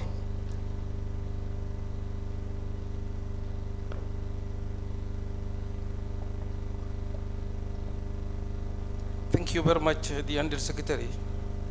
Honorable Michael Chiangier, Minister of Land and Housing and Physical Infrastructure,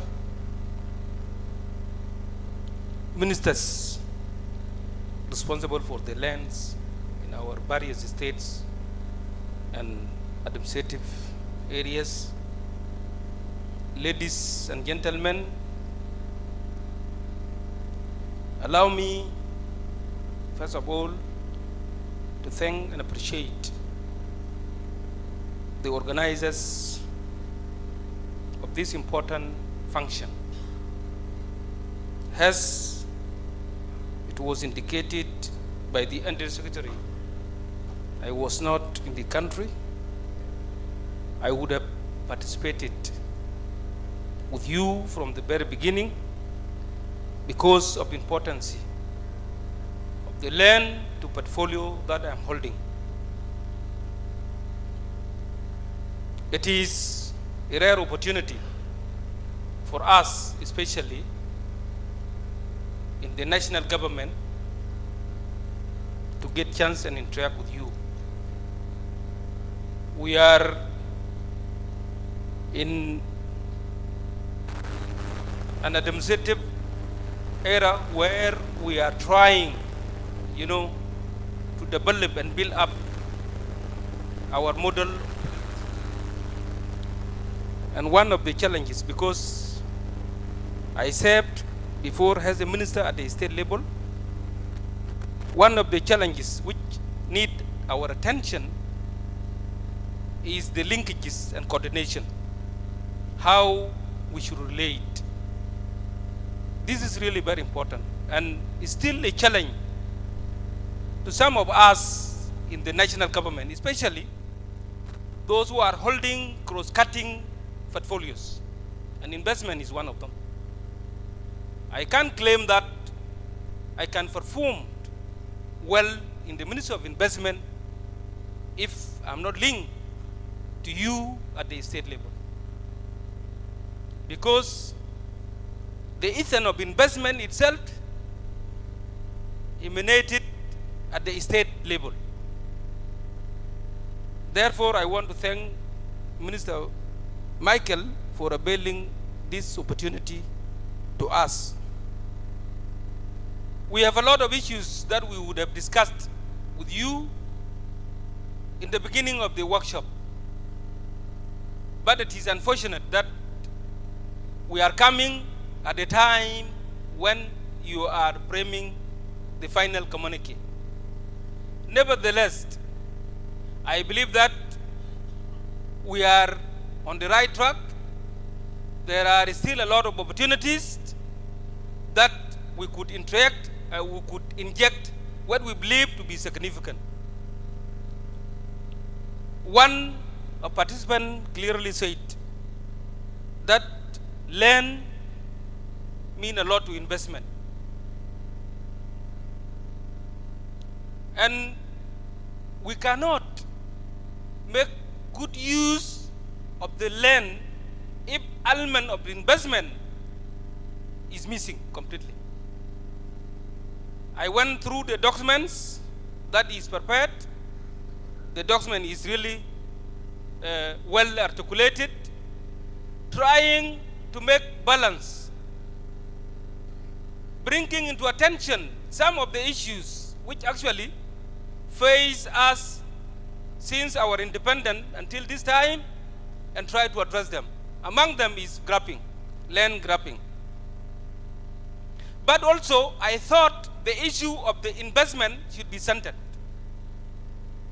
You have talked adequately about the land right to a certain categories, including women, including youth, which we believe that is one of the issues that we need to address. But the issue of investment was not addressed well. Maybe because myself, when I was not in this portfolio, I was not seeing the significance of the land for the investment. I come to realize that there are a lot of challenges in this. And one example, when I was in Ministry of Energy, constructing the Juba Power, I was looking for a space to construct customer care service. Just only 20 by 20. In Juba here, it was really a big problem.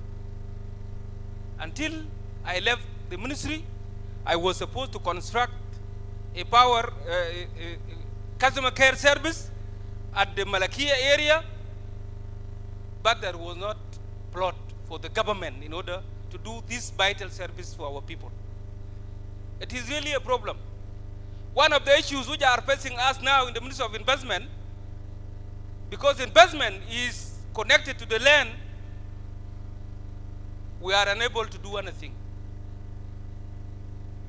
The foreigners who used to come to this country and try to invest in the whole sector, not only agriculture, people may think that it is agriculture, but the land just only for factory is a problem.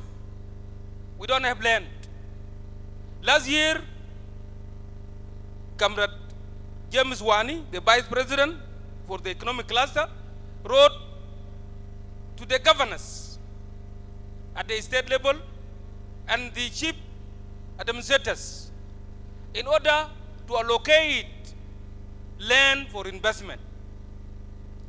Now it is more than 1 year, there is no even response from our governors.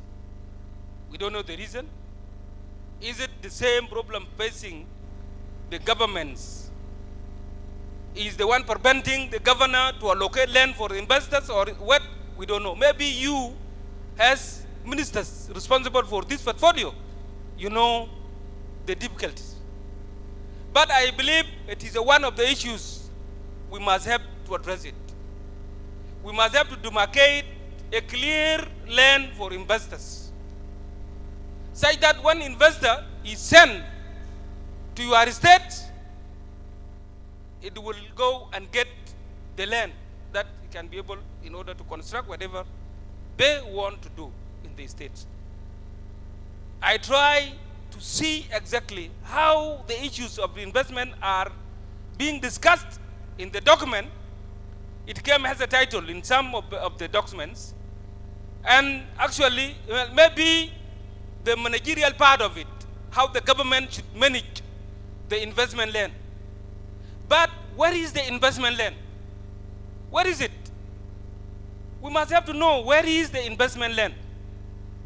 The document talk about the previous projects, agricultural projects, the railway, the roads. But what are the new investment destinations? What are they? It's not there in your document. And we cannot develop this country without the effort of others. We don't have resources that can make us to develop our own, resources to the extent that they could be used by our population. We must have to attract the investors to come and invest in South Sudan. And we should be mindful also that the same opportunities that we do have in our country, whether in agriculture, whether in mining, whether in tourism, they are available in the other neighboring countries. And at the situation of competition, you may not get investors coming to this country. We must have to make sure that the investment issues are addressed adequately such that we attract the investment, those who have money, such that they come to our country and invest. The portfolio is a new portfolio. You know very well it was created by the peace agreement. The investment authority was lifted to be a ministry. So now we have a plan of establishment. We have a plan of establishment based on certain activities. One of them is amending the laws. We want to revise our laws. Start with the investment law. The debate now is going on. We will reach you such that we have also your opinion about this. We believe also there are laws which are contradicting the investment law. There are laws, among them, by the way, is the land law. And one of the issues which actually in the land law is that land law doesn't talk about the investment land completely. So we identified about 14 laws which are contradicting investment law, and we are working to see into it that they are revised such that we have attractive investment laws. We are also working now with UNDP to mapping of the resources. We have been saying that we have a lot of resources. We have fertile agricultural land, we have gold, but we don't know the volume. We don't know the quantities. We don't know them. Maybe the statistic that we do have, maybe it is from foreign entities, the international organizations. But has a government of this country responsible for its own resources, we must have to know our resources. So now we are working with UNDP in order to make a mapping of the resources. We are calling it investment atlas, so that we know exactly. When we talk about gold, we know now where is gold. Is it in Eastern Equatoria? Is it in Central Equatoria? And where in the Central Equatoria? And what are the volume of that gold? When we talk about agricultural land, we should know exactly what is the appropriate climate for a certain crops. You know, we are working in this with the UNDP. We have started. It is something also is going to reach you, because we will not do it without consultation with the states, say that we captured your opinion on this. We are also trying to make investment conference. The International Investment Conference, we believe that should be after we have now our investment mapping in our hand. Say that when we call them, we tell them, look, this is what we have. And it is up to them now to pick and choose whatever they want to invest in it. These are few projects.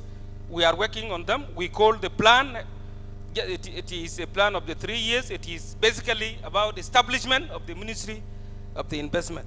But we are also, next year, we are initiating investment policy, like what you are doing here now.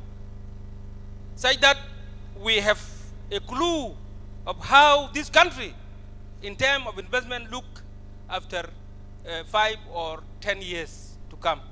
We are doing this, and we are going also to do with the states. Comrade Michael, I want to thank you so much for this opportunity, and I want to thank the organizers of this beautiful engagement. This is one of the issues actually need our attention. It is not only, you know, disturbing economic development, but also is creating conflict among ourselves. Is creating conflict in South Sudan. And if it is well addressed, we are going to have peace in our country. Thank you so much. Thank you very much, Honorable Minister of Investment, for the remarks he has made. And I think the remarks really comes at the right time, before it is too late. I think all of you have heard what the Honorable Minister has mentioned, and the Secretariat, I think, has captured also his concern, and I think we should be able to squeeze a brief sometimes, even after the Minister has gone, to discuss this issue, how we can capture what we can do. I would like to inform the Honorable Minister that after this workshop, this is the second validation workshop, we are going to have about 40 days from now to try to incorporate what the input from the technical workshop and the input from this 3 days validation workshop. We consider that as an input also, and we will try to incorporate what has come in. Thank you very much, Honorable Minister, for your kind remarks. That really is going to enrich our document. We just gave the chance to our Honorable Minister to give his remarks because he is committed to other functions, and this is not part actually of the closing of the workshop. We will continue our program as scheduled. Then later on, the Secretariat will tell us when is the expected time for closure, so that we can communicate accordingly. Welcome, Riti.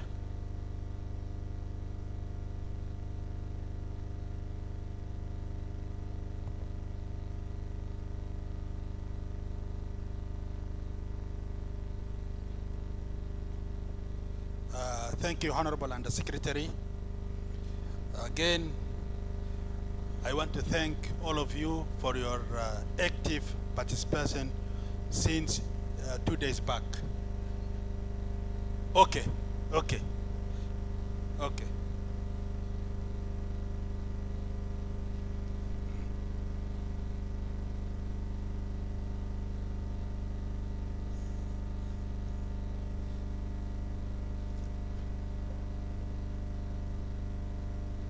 I think up to this time, we're supposed to go for a health break, which is tea break.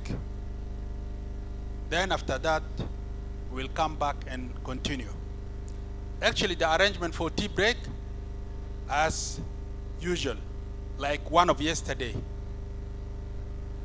our honorables, no, today we put the umbrella there. Umbrella is there. Okay. Okay? So the arrangement is like that. Honorables, they are up, and then down here, rest of us. And if you feel, even if you are honorable, you feel you want to share with us, you're most welcome. Thank you. Time for tea.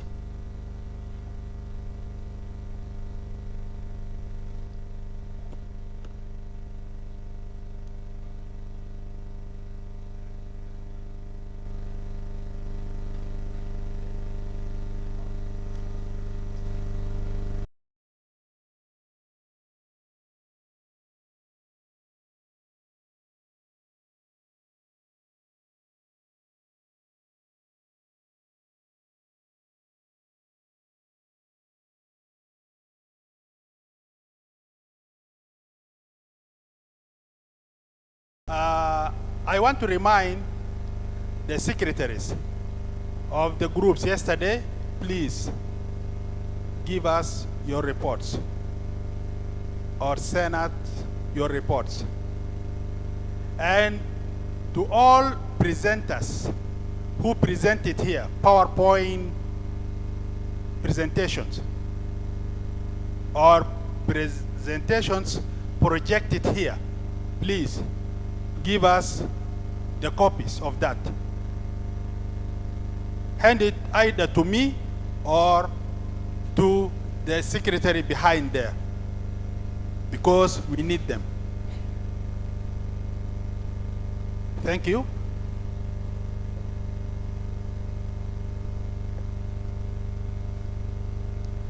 Concerning logistics, I think everything is going to be finished today. Nothing will be carrying forward for tomorrow, because even some people from states, tomorrow they are going back. 5:30, your check-in, isn't it? Some people, they're supposed to check in 5:30 tomorrow. So we must finish everything today.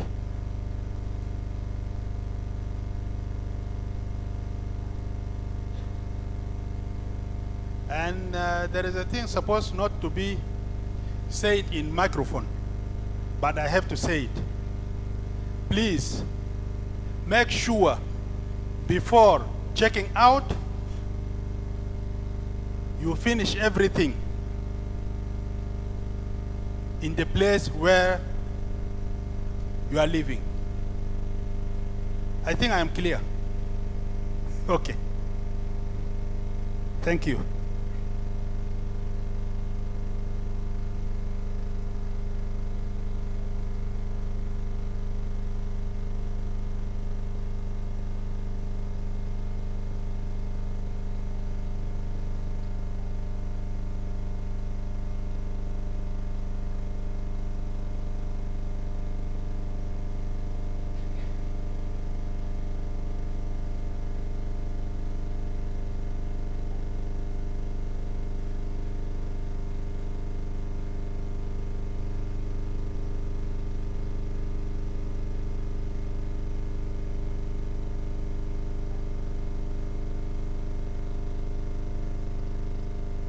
Civil society, distinguished guests, ladies and gentlemen, all protocol observed.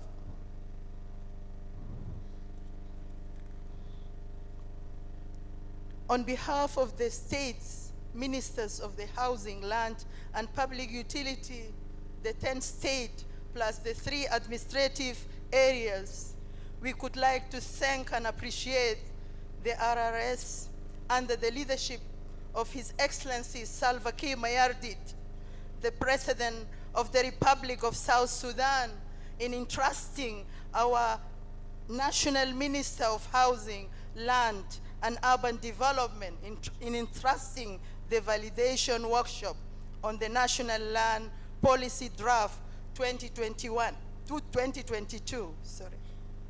We extend our appreciation and thanks to the National Ministry of Housing, Land and Urban Development. And also we give thanks to the UNIMES, consultants, logistic, technical support, and other donors who gave us this support for this validation workshop. As the state ministers of housing, public utilities, and the 3 administrative areas, we will cooperate and coordinate with the others related ministry, with the counterparts in the state, so that we implement the land policy. Land policy is necessary for economic development and national planning to attract foreign investors. This land policy will be a base for the states to develop their own land policies, and it will give us a way to review other land-related laws. And it's going to give us a stand to review the Land Act in 2009, Community Land Law, Local Government Act 2009, and etc.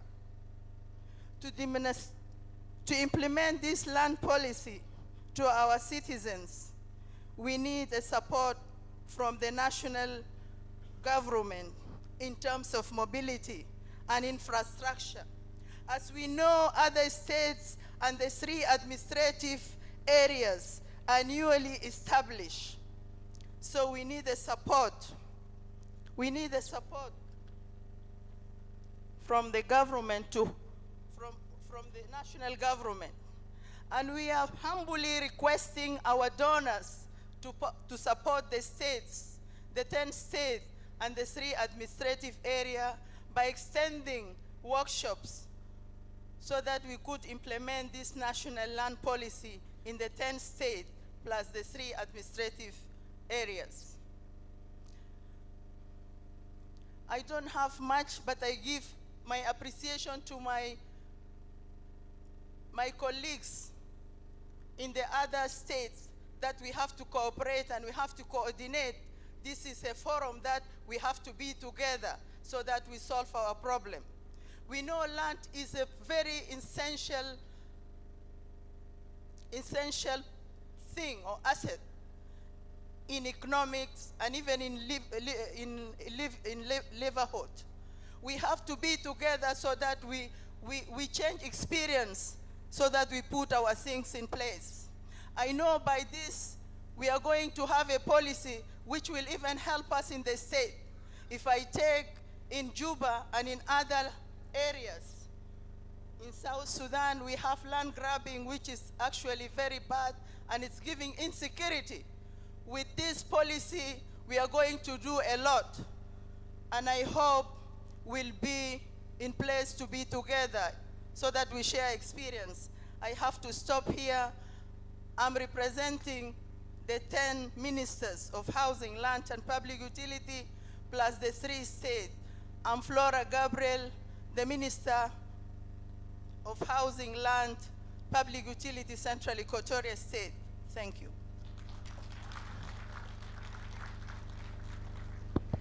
Thank you, Honorable Flora Gabriel, for the good remarks on behalf of our ministers, honorable ministers from the different states and the 3 administrative areas.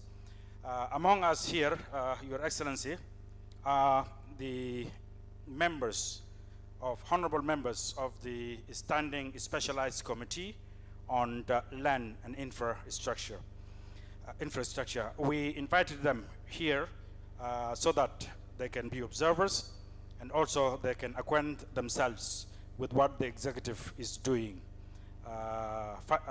Ultimately, of course, this policy will go to the Council of Ministers and then it will go to the Parliament. So they have been here so that they just acquaint themselves with what we, the executives, are doing, so that they have an idea and also an opportunity to start reading the policy right from now, so that when it goes to them later on, it will be easy. كلنا هنا بنتكلم كل اللغات، إنجليزي عربي. His Excellency بيسمع اللغتين كله. At this point, I call Honorable, the chairperson of the Standing Specialized Committee on Land and Infrastructure, to give us some comments as all of them have been here with us for the last 3 days. Welcome, Honorable.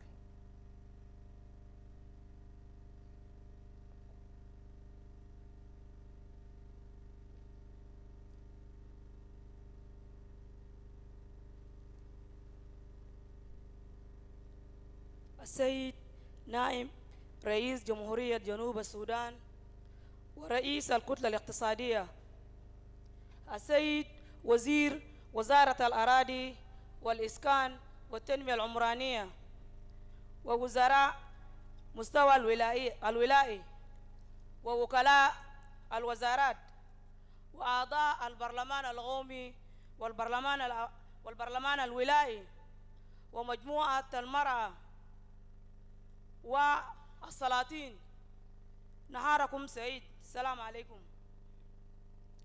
اليوم إنني سعيدة أن أقف أمامكم نيابة عن البرلمان القومي ونيابة عن اللجنة الدائمة المتخصصة للأراضي والإسكان والبنية التحتية. اليوم أنا سعيد أن أقف أمامكم وأمثل البرلمان ورئيس اللجنة. نحن شهودا على هذا المستند. أولا نقدم الشكر لوزارة الأراضي والبنية التحتية والتنمية العمرانية ومفوضية جنوب السودان للأراضي بالمجهود الذي قدموه قدموا هذا المستند لنا، ونحن كبرلمانيين نحن مستعدين أن يأتي لنا هذا المستند ونتشرع فيه ونجيزه.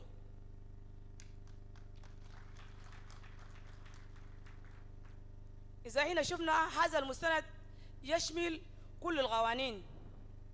على سبيل المثال ملكية المرأة، يعني المرأة عندها حق في الوراثة وعندها الحق في الأراضي. عشان كده أنا فخور، أنا بقول هذا المستند مستند قوي، وإحنا عاوزين على سياسة الأراضي الوطنية ده لازم يتنفذ في كل ولايات بتاعنا، وعاوزين نعمل إنه الناس الولايات يعمل توعية لكل الناس إنه المرأة لها دور في الأرض، يعني عندها حق في الوراثة.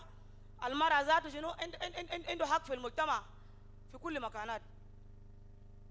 احنا في البرلمان احنا سعيدين، فما عندنا اي حاجه كثير نقول. احنا بنقول كده ان السبب اللي ادى الى تاخير هذا سياسه الاراضي ده كان مشاكلات اللي كان حصل في 2013 و2016. فاحنا ما عندنا كثير نقول، بنقول لكم شكرا وبنشكر الممولين بتاعت الفاو. شكرا.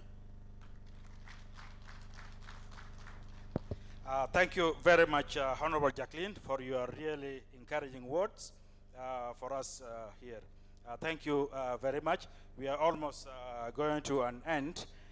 Today marks a very important milestone. That is the final validation of the South Sudan National Land Policy. Behind all this work, there must be someone, and he is Honorable Michael Janjak, the Minister of Lands, Housing and Urban Development, who really tirelessly work on this. Sometimes he calls me at night, have you done this? Have you done this?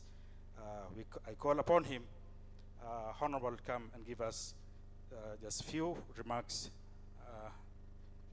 for the closing of this workshop.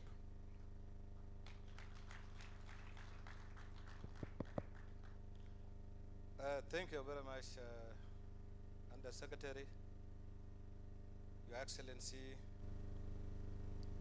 Dr. James Waniga. Not me actually, who was also behind this. here is the man who was also behind all this success. Your Excellency, our chairperson of the economic cluster. And if you people look at the way we function, our cluster, the economic cluster, is rated the best cluster because we have never missed a meeting. Even if sometime the BP is away, he directed the next minister, which is the Minister of Finance, to make sure that the meeting is also on. So, Your Excellency, you are welcome. We recognize your presence, your reports. Our developmental partners, all the state ministers, with your DGs, chairperson of the Land Commission, our chairpersons, our chairperson in the Parliament, TNLA, Honorable Jacqueline, with her team, with her able team,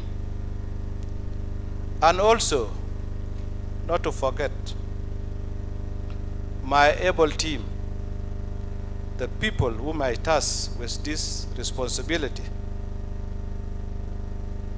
Chairman Robert, Engineer Alikaya, the other team members,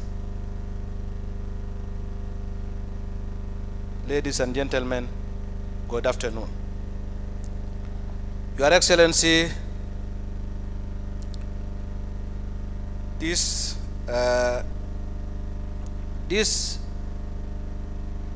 people you have seen before you are our state leadership, land management institutions, and also our stakeholders at the state level, whom actually participated in this process from day one.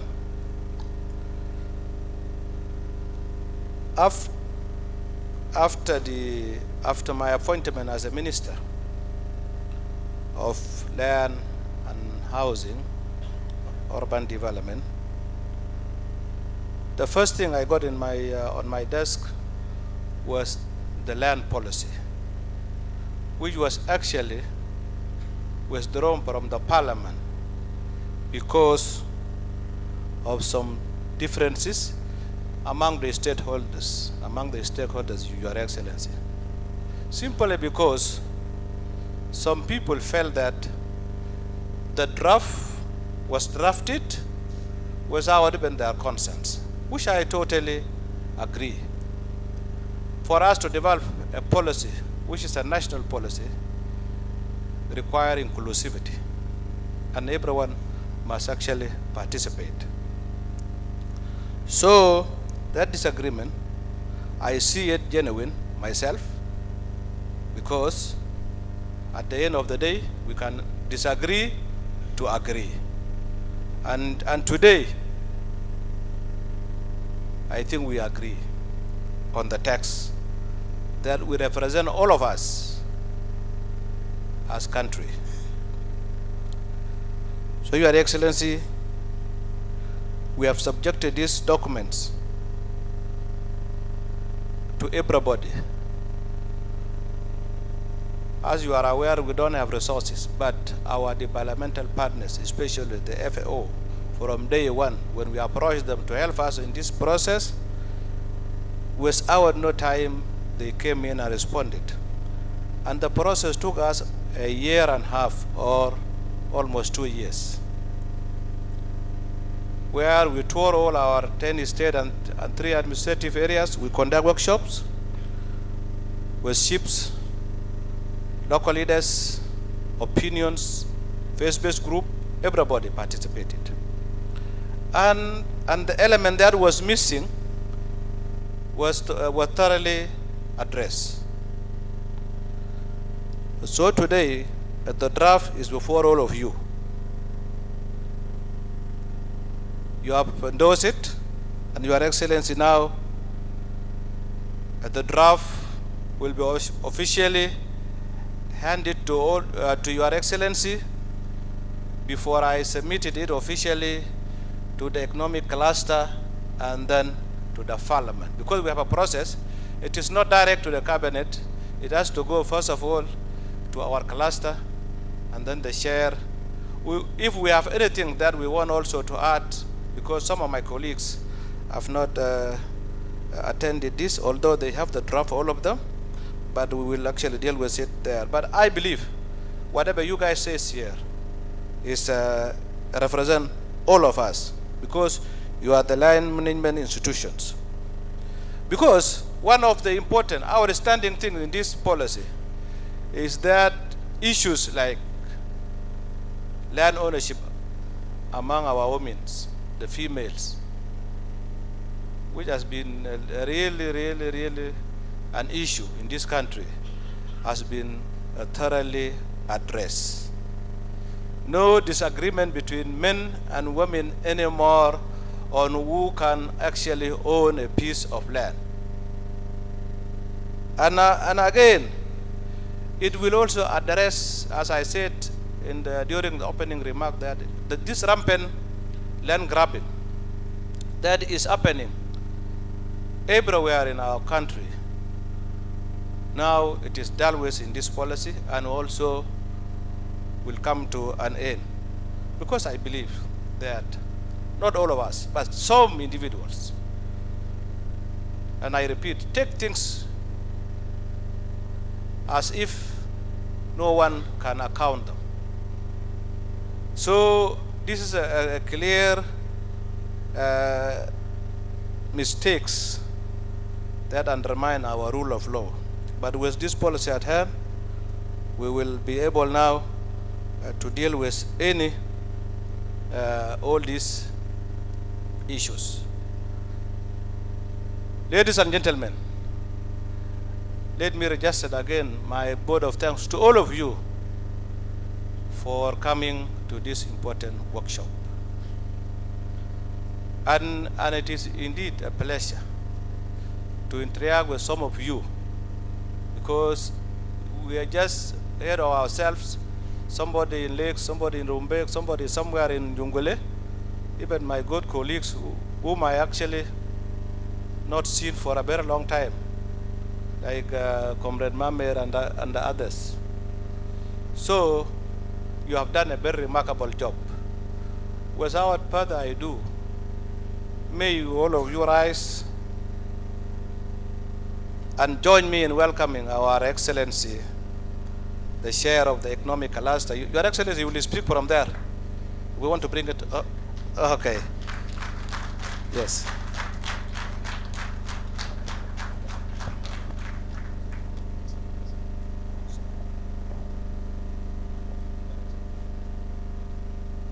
تفضلوا يا جماعة.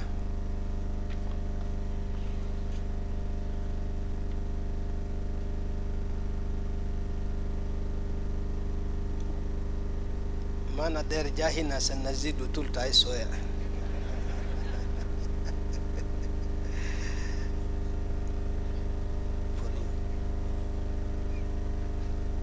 Allow me to begin by saying land policy, oh yeah. Land policy, oh yeah. South Sudan, oh yeah.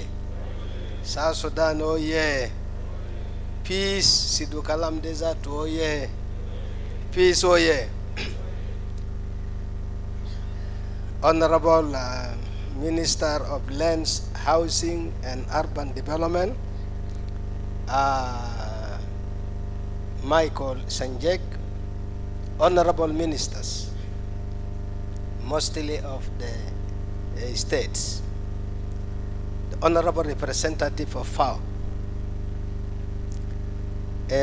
distinguished guests including DGs and so on. My warm greetings to all of you. Assalamu alaikum. Allow me to congratulate the Honorable Minister and his able team for initiating this highly vital workshop. Mubarak, Said Wazir. I also thank our partners, and especially FAO, for facilitating this historic brainstorming workshop on land policy. Congratulations to you, my friend. And of course, you, the participants, I really say bravo to you, because no doubt it must have been a real heated brainstorming, because it is about land, and it is about graving, and it is about Dugubunia, and so on. So now that you have come to the end of this, congratulations to you, really.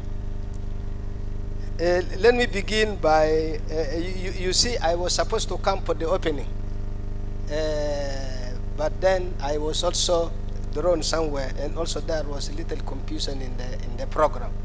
So some of the things would have fitted really before you draw out this. But I'm sure, Mosquito, yeah, even if I say them later, can still help you, as the minister said. Because I also enter into some research on this for this purpose. The objectives of any land policy. A comprehensive land, national land policy is required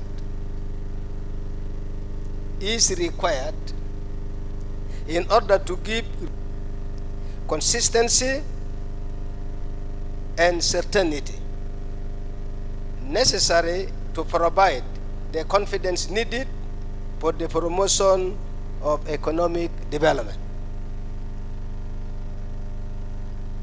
National land policies have in common the overall objective of providing and establishing an enabling framework, call it outline, for the development and implementation of land-related legislation.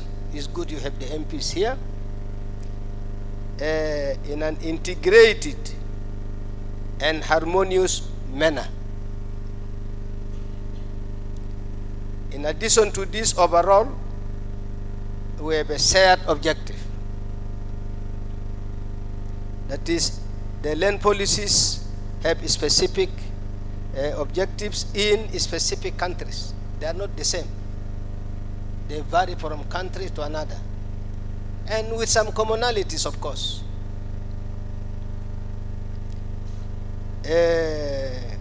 So depending on the prevailing and historical circumstances of that particular country.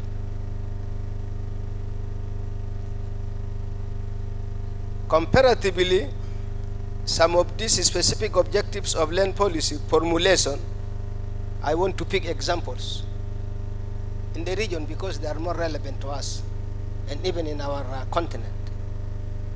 I want to begin with Zimbabwe. What are the specific policies or objectives for land policy in Zimbabwe? Because we have to compare ourselves to others. And when you don't compare, you may jump to wrong conclusion.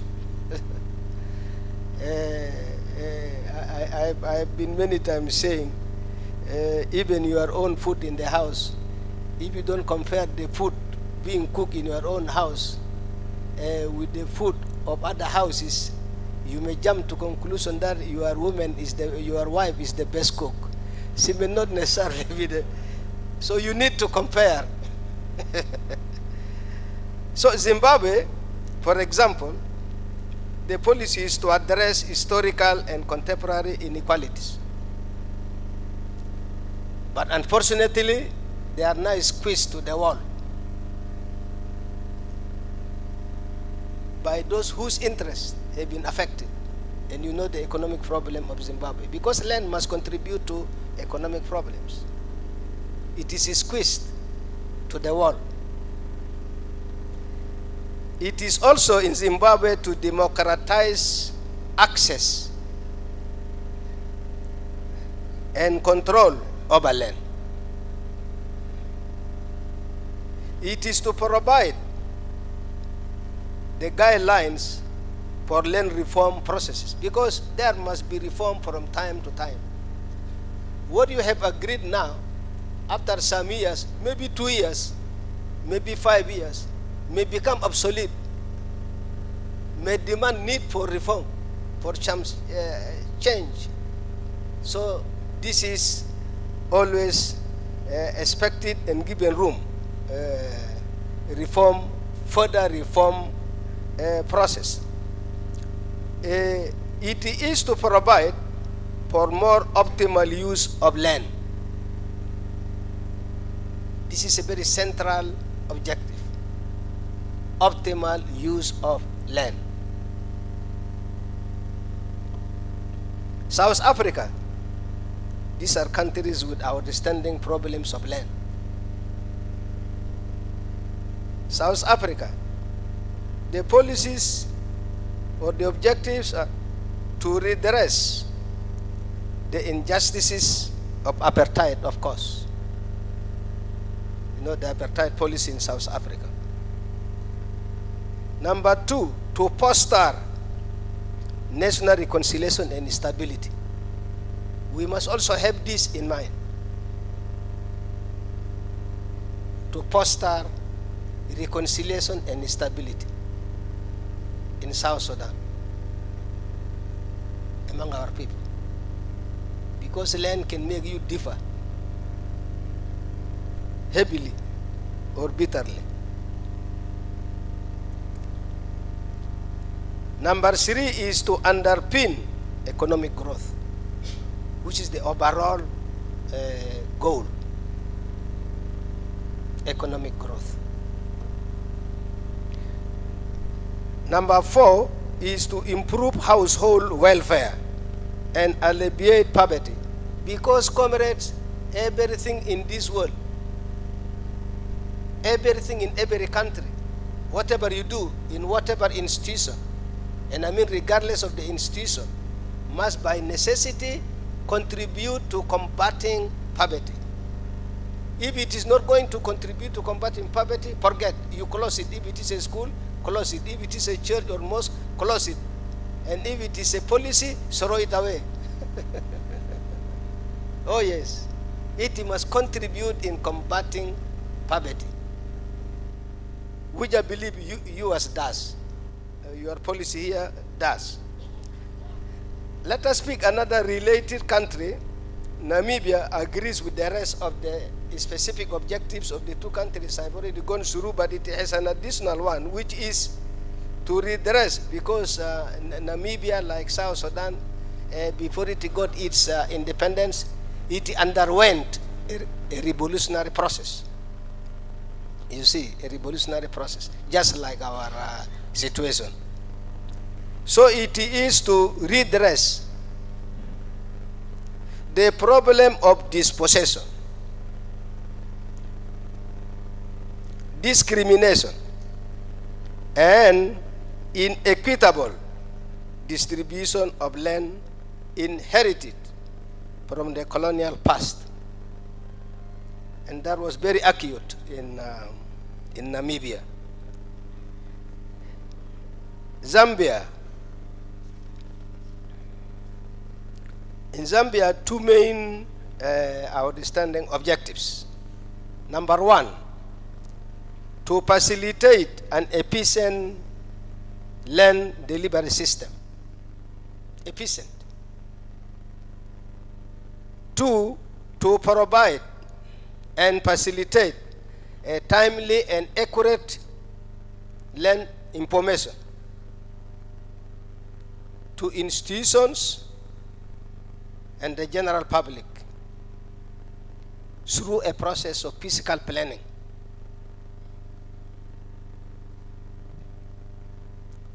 Three, to ensure the implementation of development plans and good land management.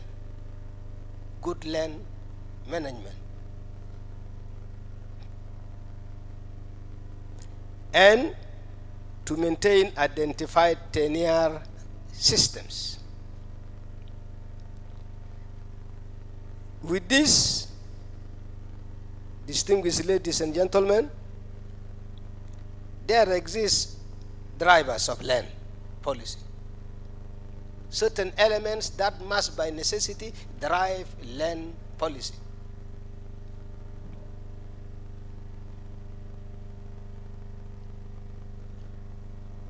And this is simply because most countries in the region inherited groups of statutes which are laws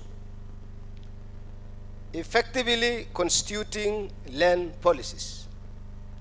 Our policy now will go and will have impact on our amended land policy. The law will change, the act, depending on the concrete contents of the policy. Land properly allocated for this purpose.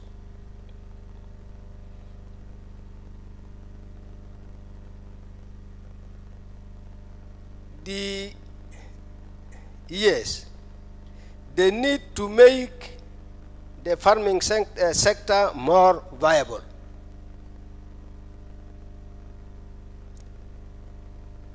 And then to promote the individual responsibility to our people. And last, under economic drivers, is to mostly promote also the interests of donor agencies as they facilitate us.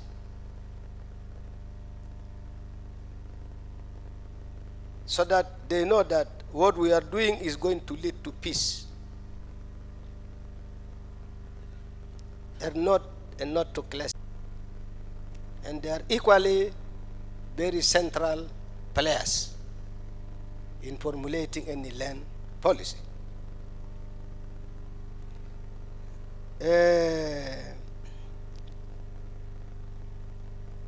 We come to the other category. This is environmental protection. The world is now crying of affected climate change.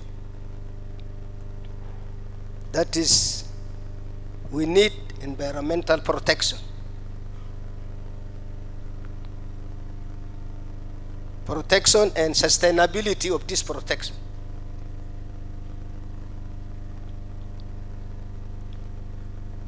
Number one to this, under this, is they need to monitor patterns of land use and utilization of land. How is it being done? Very important, through the Ministry of Land at every level. Three, they need to harmonize conflicting agricultural, forestry, and recreational land use patterns. Places like Juba, we almost have no space for recreation. I mean, to recreate recreation, even for the football for our kids. Let us learn from those kind of mistakes. And this has affected countries like Switzerland and even Lesotho. Switzerland, they are in that advanced world. And even our Lesotho, landlocked there, has serious problems on land, coupled by the fact that it is a small country, but still it has problems. Now I come, ladies and gentlemen, to importance of land policy. Why is it important? Why is it necessary? What do we have to brainstorm here for 3 days? Why and why? Legislating, this is why the MPs are here, in important areas of political and economic life requires policy development, as I said before laws are written. You must legislate based on the policy. Then you go to the laws, bills. Land is the fundamental basis for social production and reproduction. In Southern Africa, as in parts of the world, in other parts of the world, the land issue tends to be a multifaceted and complex one. The land issue tends to incorporate issues of land tenure,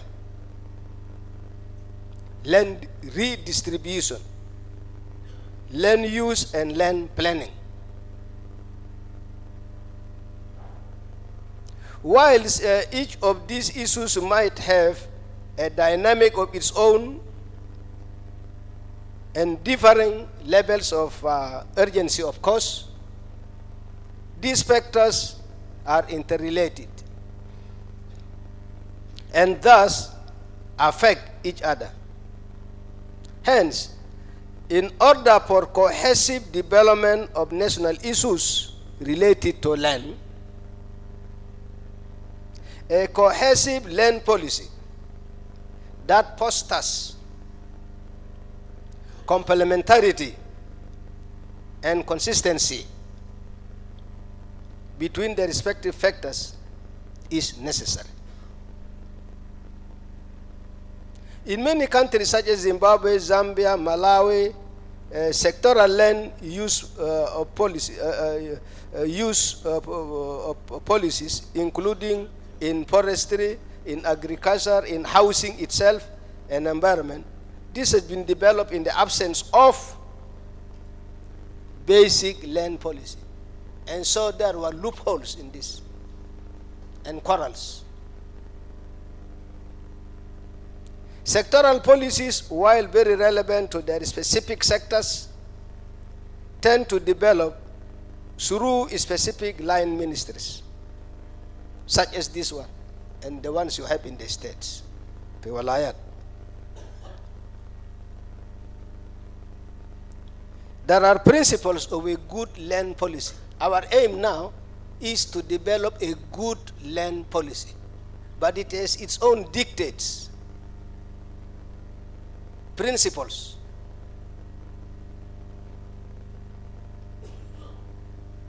Number one is directing the process of change. Directing the process of change, and by this I mean, in any one country, the land sector is varied and complex, which is true. Hence, a good land policy essentially, conveys the guiding vision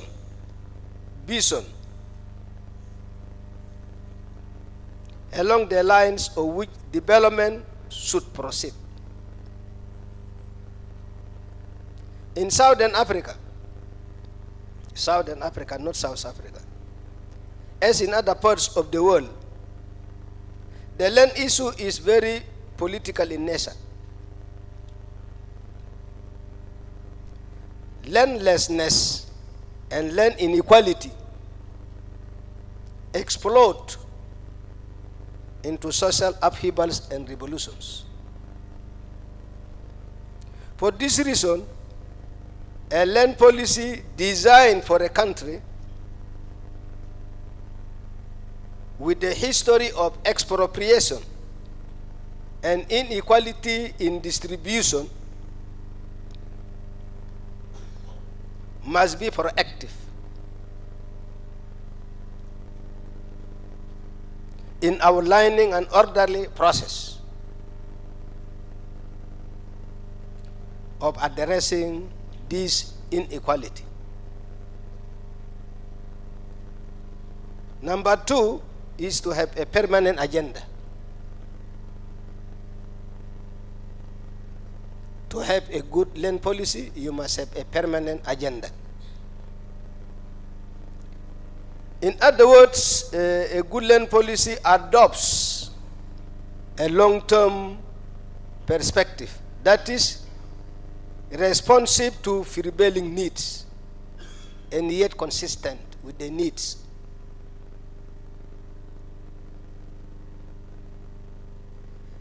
The third principle is upholding good governance itself. A good land policy should also uphold good governance. What I mean here is good governance may be said to incorporate democratic rules, rule of law, meaning not anarchic, rule of law, and law enforcement.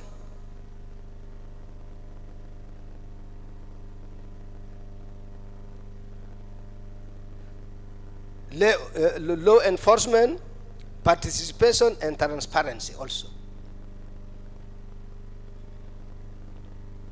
Good governance has a significant role to play in controlling power so as to avoid land-related corruption. And this is a great deal in South Sudan, including in your own ministries, comrade. This issue of land is the observance of the process of consultation. The minister alluded to this, which is very important. I believe also you must have also learned some lessons through the national dialogue consultations. It is very rich, by the way, on how to approach land policies. It's not an angel by itself. Although some angels also mutinied against God. But that dialogue overhauled important consultation with civil society and with the public in general as part of the policy formulation process. Because they will be the first to go to the street, demonstrating against a specific policy. Does not meet their interest. And they were not even part of the cooking. And they saw it completely damaging or disastrous. So very important. You do not undermine that process of intensive consultation. For this reason, a progressive policy should include the requirement for government dialogue.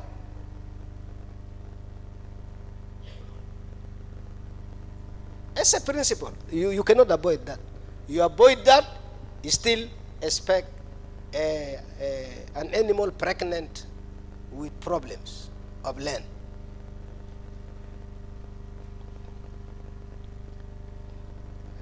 Okay, I want to move now to what I prefer to call here important elements of a land policy.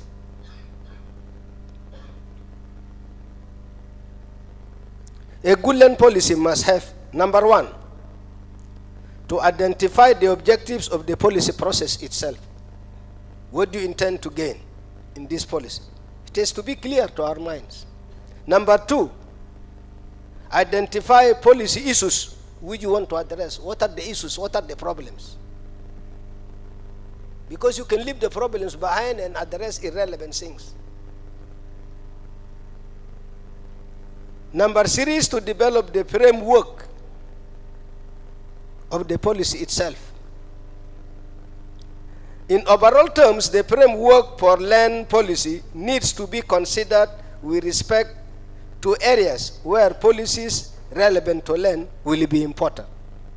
These policies include the below political, economic, physical, and physical social policies, which include outline key programs required to affect the intended outcomes. How would you want the outcome of this to solve what? What will be the consequence? So those must be clear to us. We have to be able to predict. So give outline of administrative arrangements required for the implementation also of the policy. Consider legal framework also required for the facilitation of implementation of this policy, which is the bill I referred to, and regulations, of course, because the law itself alone is not comprehensive by definition. Consider institutional arrangements necessary. Account for resolution of international conventions and summits. What do these international conventions and conferences, what do they say? What do they say about land? Let us not ignore that. Those are people experience. Also, there might be something definitely useful that can fit our situation.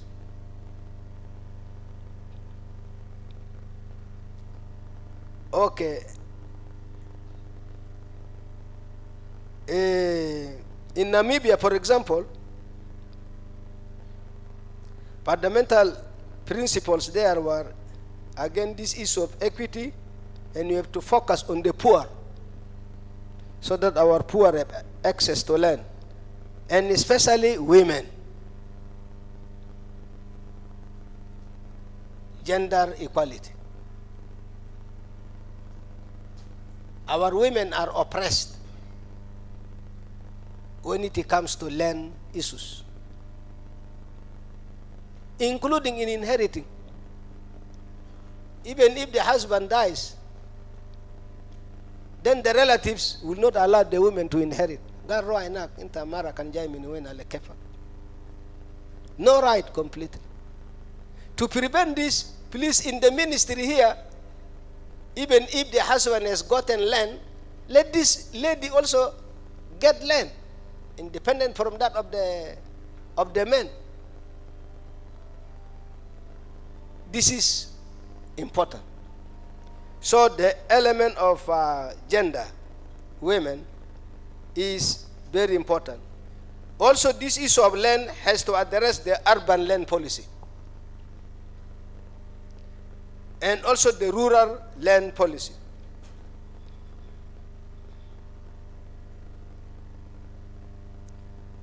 I was talking about outcomes of a good land policy. Outcomes. So, in conclusion, as I talk about the outcomes of a good land policy, I tend to break them into two broad areas. That is the land sector in Southern Africa, those countries in Southern Africa, as in most parts of Africa, is characterized by inequitability and along gender, racial, or ethnic, or tribal, or class lines. And these where problems can arise. Non-sustainable use and poor development. Hence, a good policy designed to address this situation will aim to bring about the certain important results, which will include increased decentralization in land management processes. This is why those of Michael up here at the national level, they do not issue land because the system is decentralized. But they guide you really with policies. And therefore it is the lower level, the decentralized system, the states, the counties, and then the boomer that now do this. If it is done that way, it will be orderly. You see.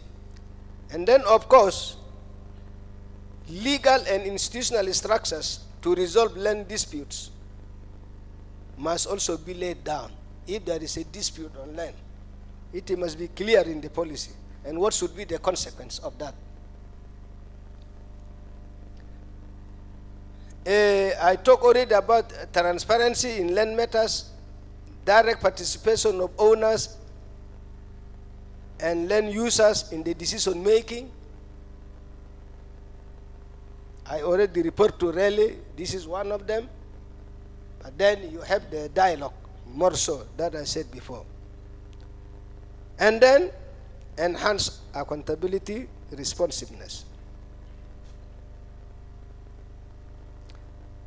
The final part is facilitated, this is the people and the economy itself. And by this, what do I mean? I mean facilitated access to land resources. In order to accomplish this, the land policy must facilitate the move away from centralized government practices. This is how it is. Discourage the maintenance of privileges in excessive land ownership. And in this respect, accelerated economic growth with greater equity and self-reliance. Any land policy must lead to coexistence of the communities and of the people. Must lead to harmony.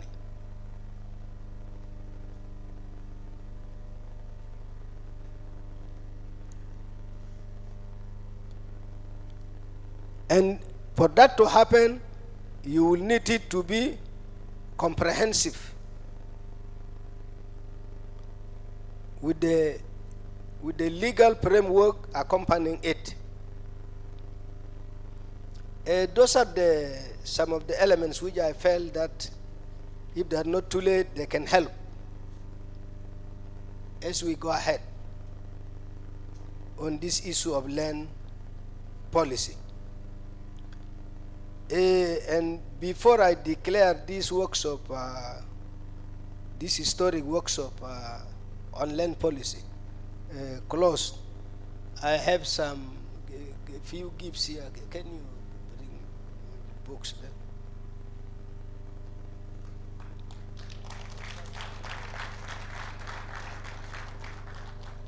there? Another, the people I'm going to call have to come and get it here. This is my latest book. 2 weeks old, so you did lang yan.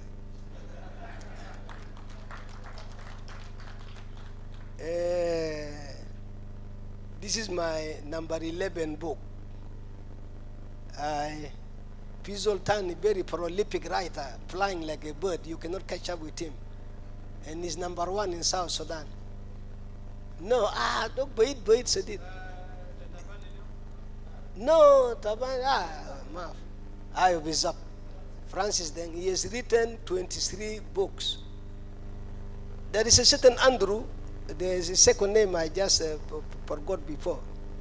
He's number 3, having 17 books. So ana berfufur, lakina natala number 3. So this particular one is profound speech. So Honorable Mike, for your great work really to convene this and for successfully steering our National Ministry of Housing, of Lands, Housing and Development. I must forget the details.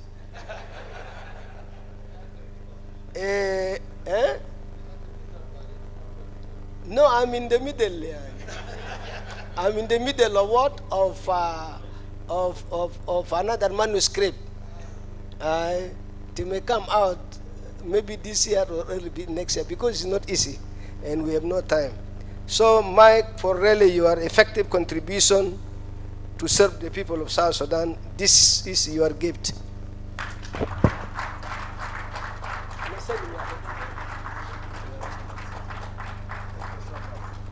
And FAO, please, you have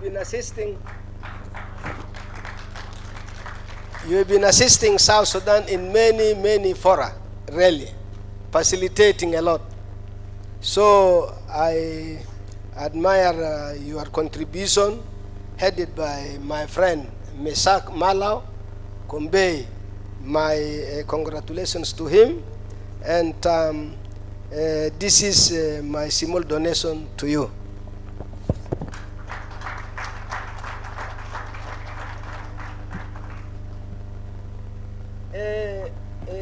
Unfortunately, these are only left 2 now. I will leave it to Mike. This for online, I don't know how he's going to distribute the small bread.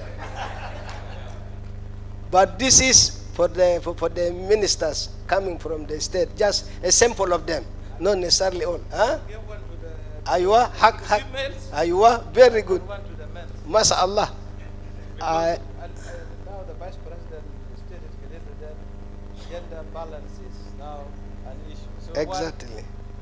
So now, Honorable Flora, go as well.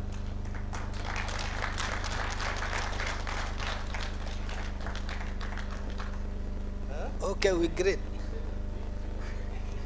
Mabruk, I.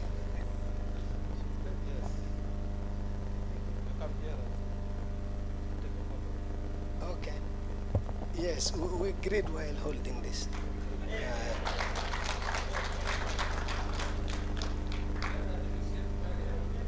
Okay, the man from the Greater Beirut.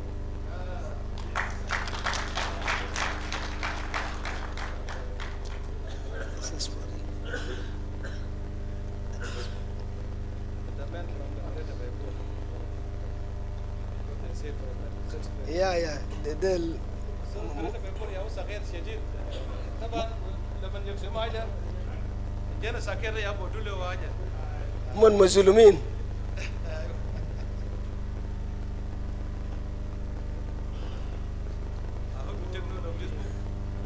مبروك يا اخوي. Congratulations. Huh? Yes.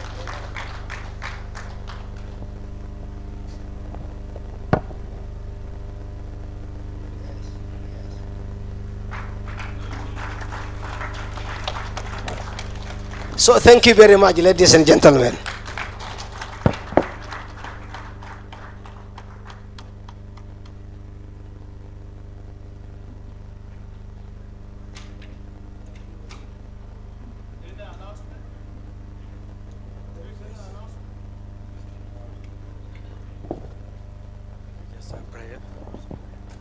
Okay, closing prayer. Secretariat, take the speech of the BP very seriously, and all the points must appear in the final draft that you are going to do in 40 days' time. Thank you. The pastors come and just pray, and as we close, then we go for the lunch. It's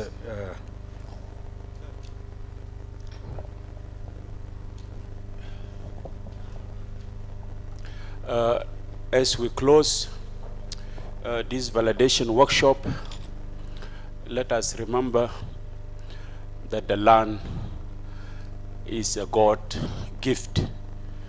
So, and we are just only steward. And let us also be conscious that we don't live long here on earth. So we will use it for a while, and then we will leave it to the next generation. So it is good that as Republic of South Sudan we have land policies. Let us pray. إلهنا القدير الخالق السماء والأرض والسيد الكل، عايزين نشكرك يا ربنا في الظهيرة ده زي ما نحن بنقفل validation workshop on land policies بتاع South Sudan. عايزين نشكرك من أجل الناس اللي اشتغلوا شديد عشان يكون عندنا وثيقة اللي بقدر بنظم الواطة اللي تعدتنا له في بلد ده. بنصلي كمان حتى من أجل الحكومة اللي بينظم الواطة حتى نقدر نستخدم الواطة بطريقة كويس كوكلاء بتاعك، ونقدر نوزع الواطة ده بطريقة كويس لمنفع بتاع الشعب بتاعك اللي انت خلقتم وانت اديتم الواطة ده. وربنا كمان عايزين نصلي من أجل كل الحاجات البطالة اللي بيحصل، لين جرابينج، مشاكل في الأرض. ربنا بنصلي عشان تقدر تحرر بلدنا من كل لاند جرابينج. اللاند يقدر ينظموه بطريقة كويس، عشان اللاند ربنا انت خلقته لنا عشان نقدر نقعد فيه بالسلام، ونقدر نستخدم كل الموارد اللي انت خديته فيه. عايزين نقول لك شكرا. ربنا بلدنا انا عارفين لسه ما فيه سلام كامل، لكن نحن واثقين انت اله اللي تعديتنا البلد ده. بتفتقد تقدر تزور البلد ده، حتى بلد ده يكون فيه سلام. بنذكر ناس اللاجئين في دول الجوار الجرو عشان مشاكل بتاع البلد ده، ناس النازحين في يونمس، حتى الناس المتشتتين في المدن والصعوبات الاقتصادية ناس كتار بيواجهوا في البلد ده. ربنا خليته تنظر للبلد ده.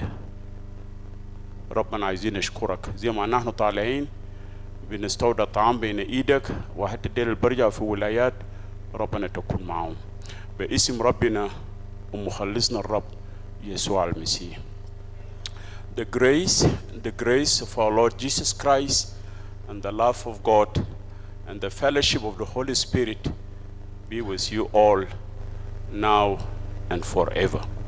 Amen.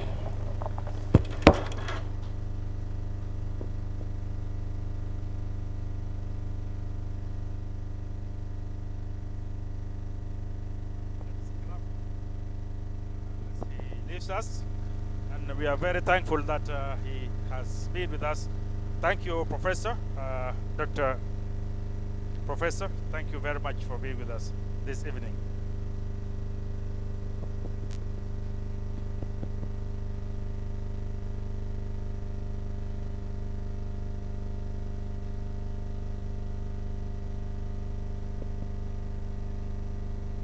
اللانج بتاعنا اتأخر الليلة، ف it's good إنه كملنا ministers.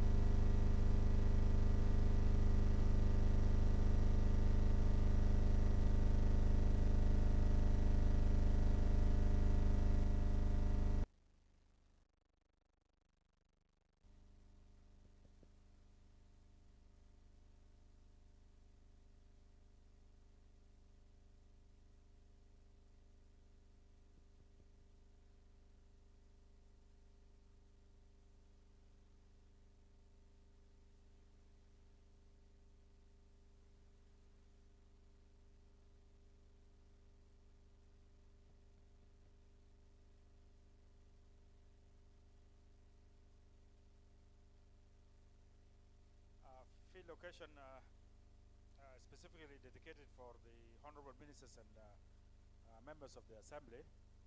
It's only my colleague, I don't know to show us. I don't know which floor, but just a minute, I think it's coming.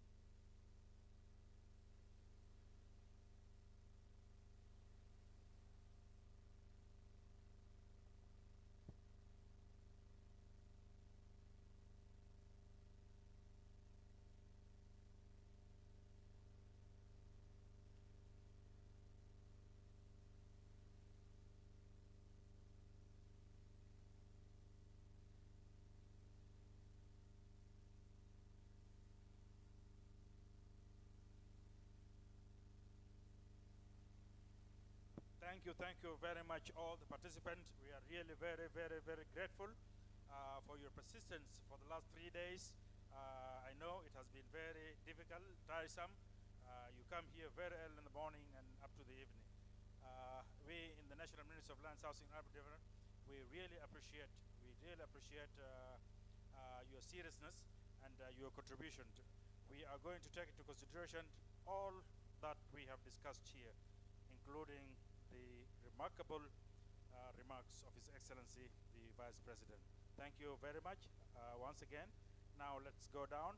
The lunch arrangement will be like for yesterday. The honorable ministers and the members of the parliament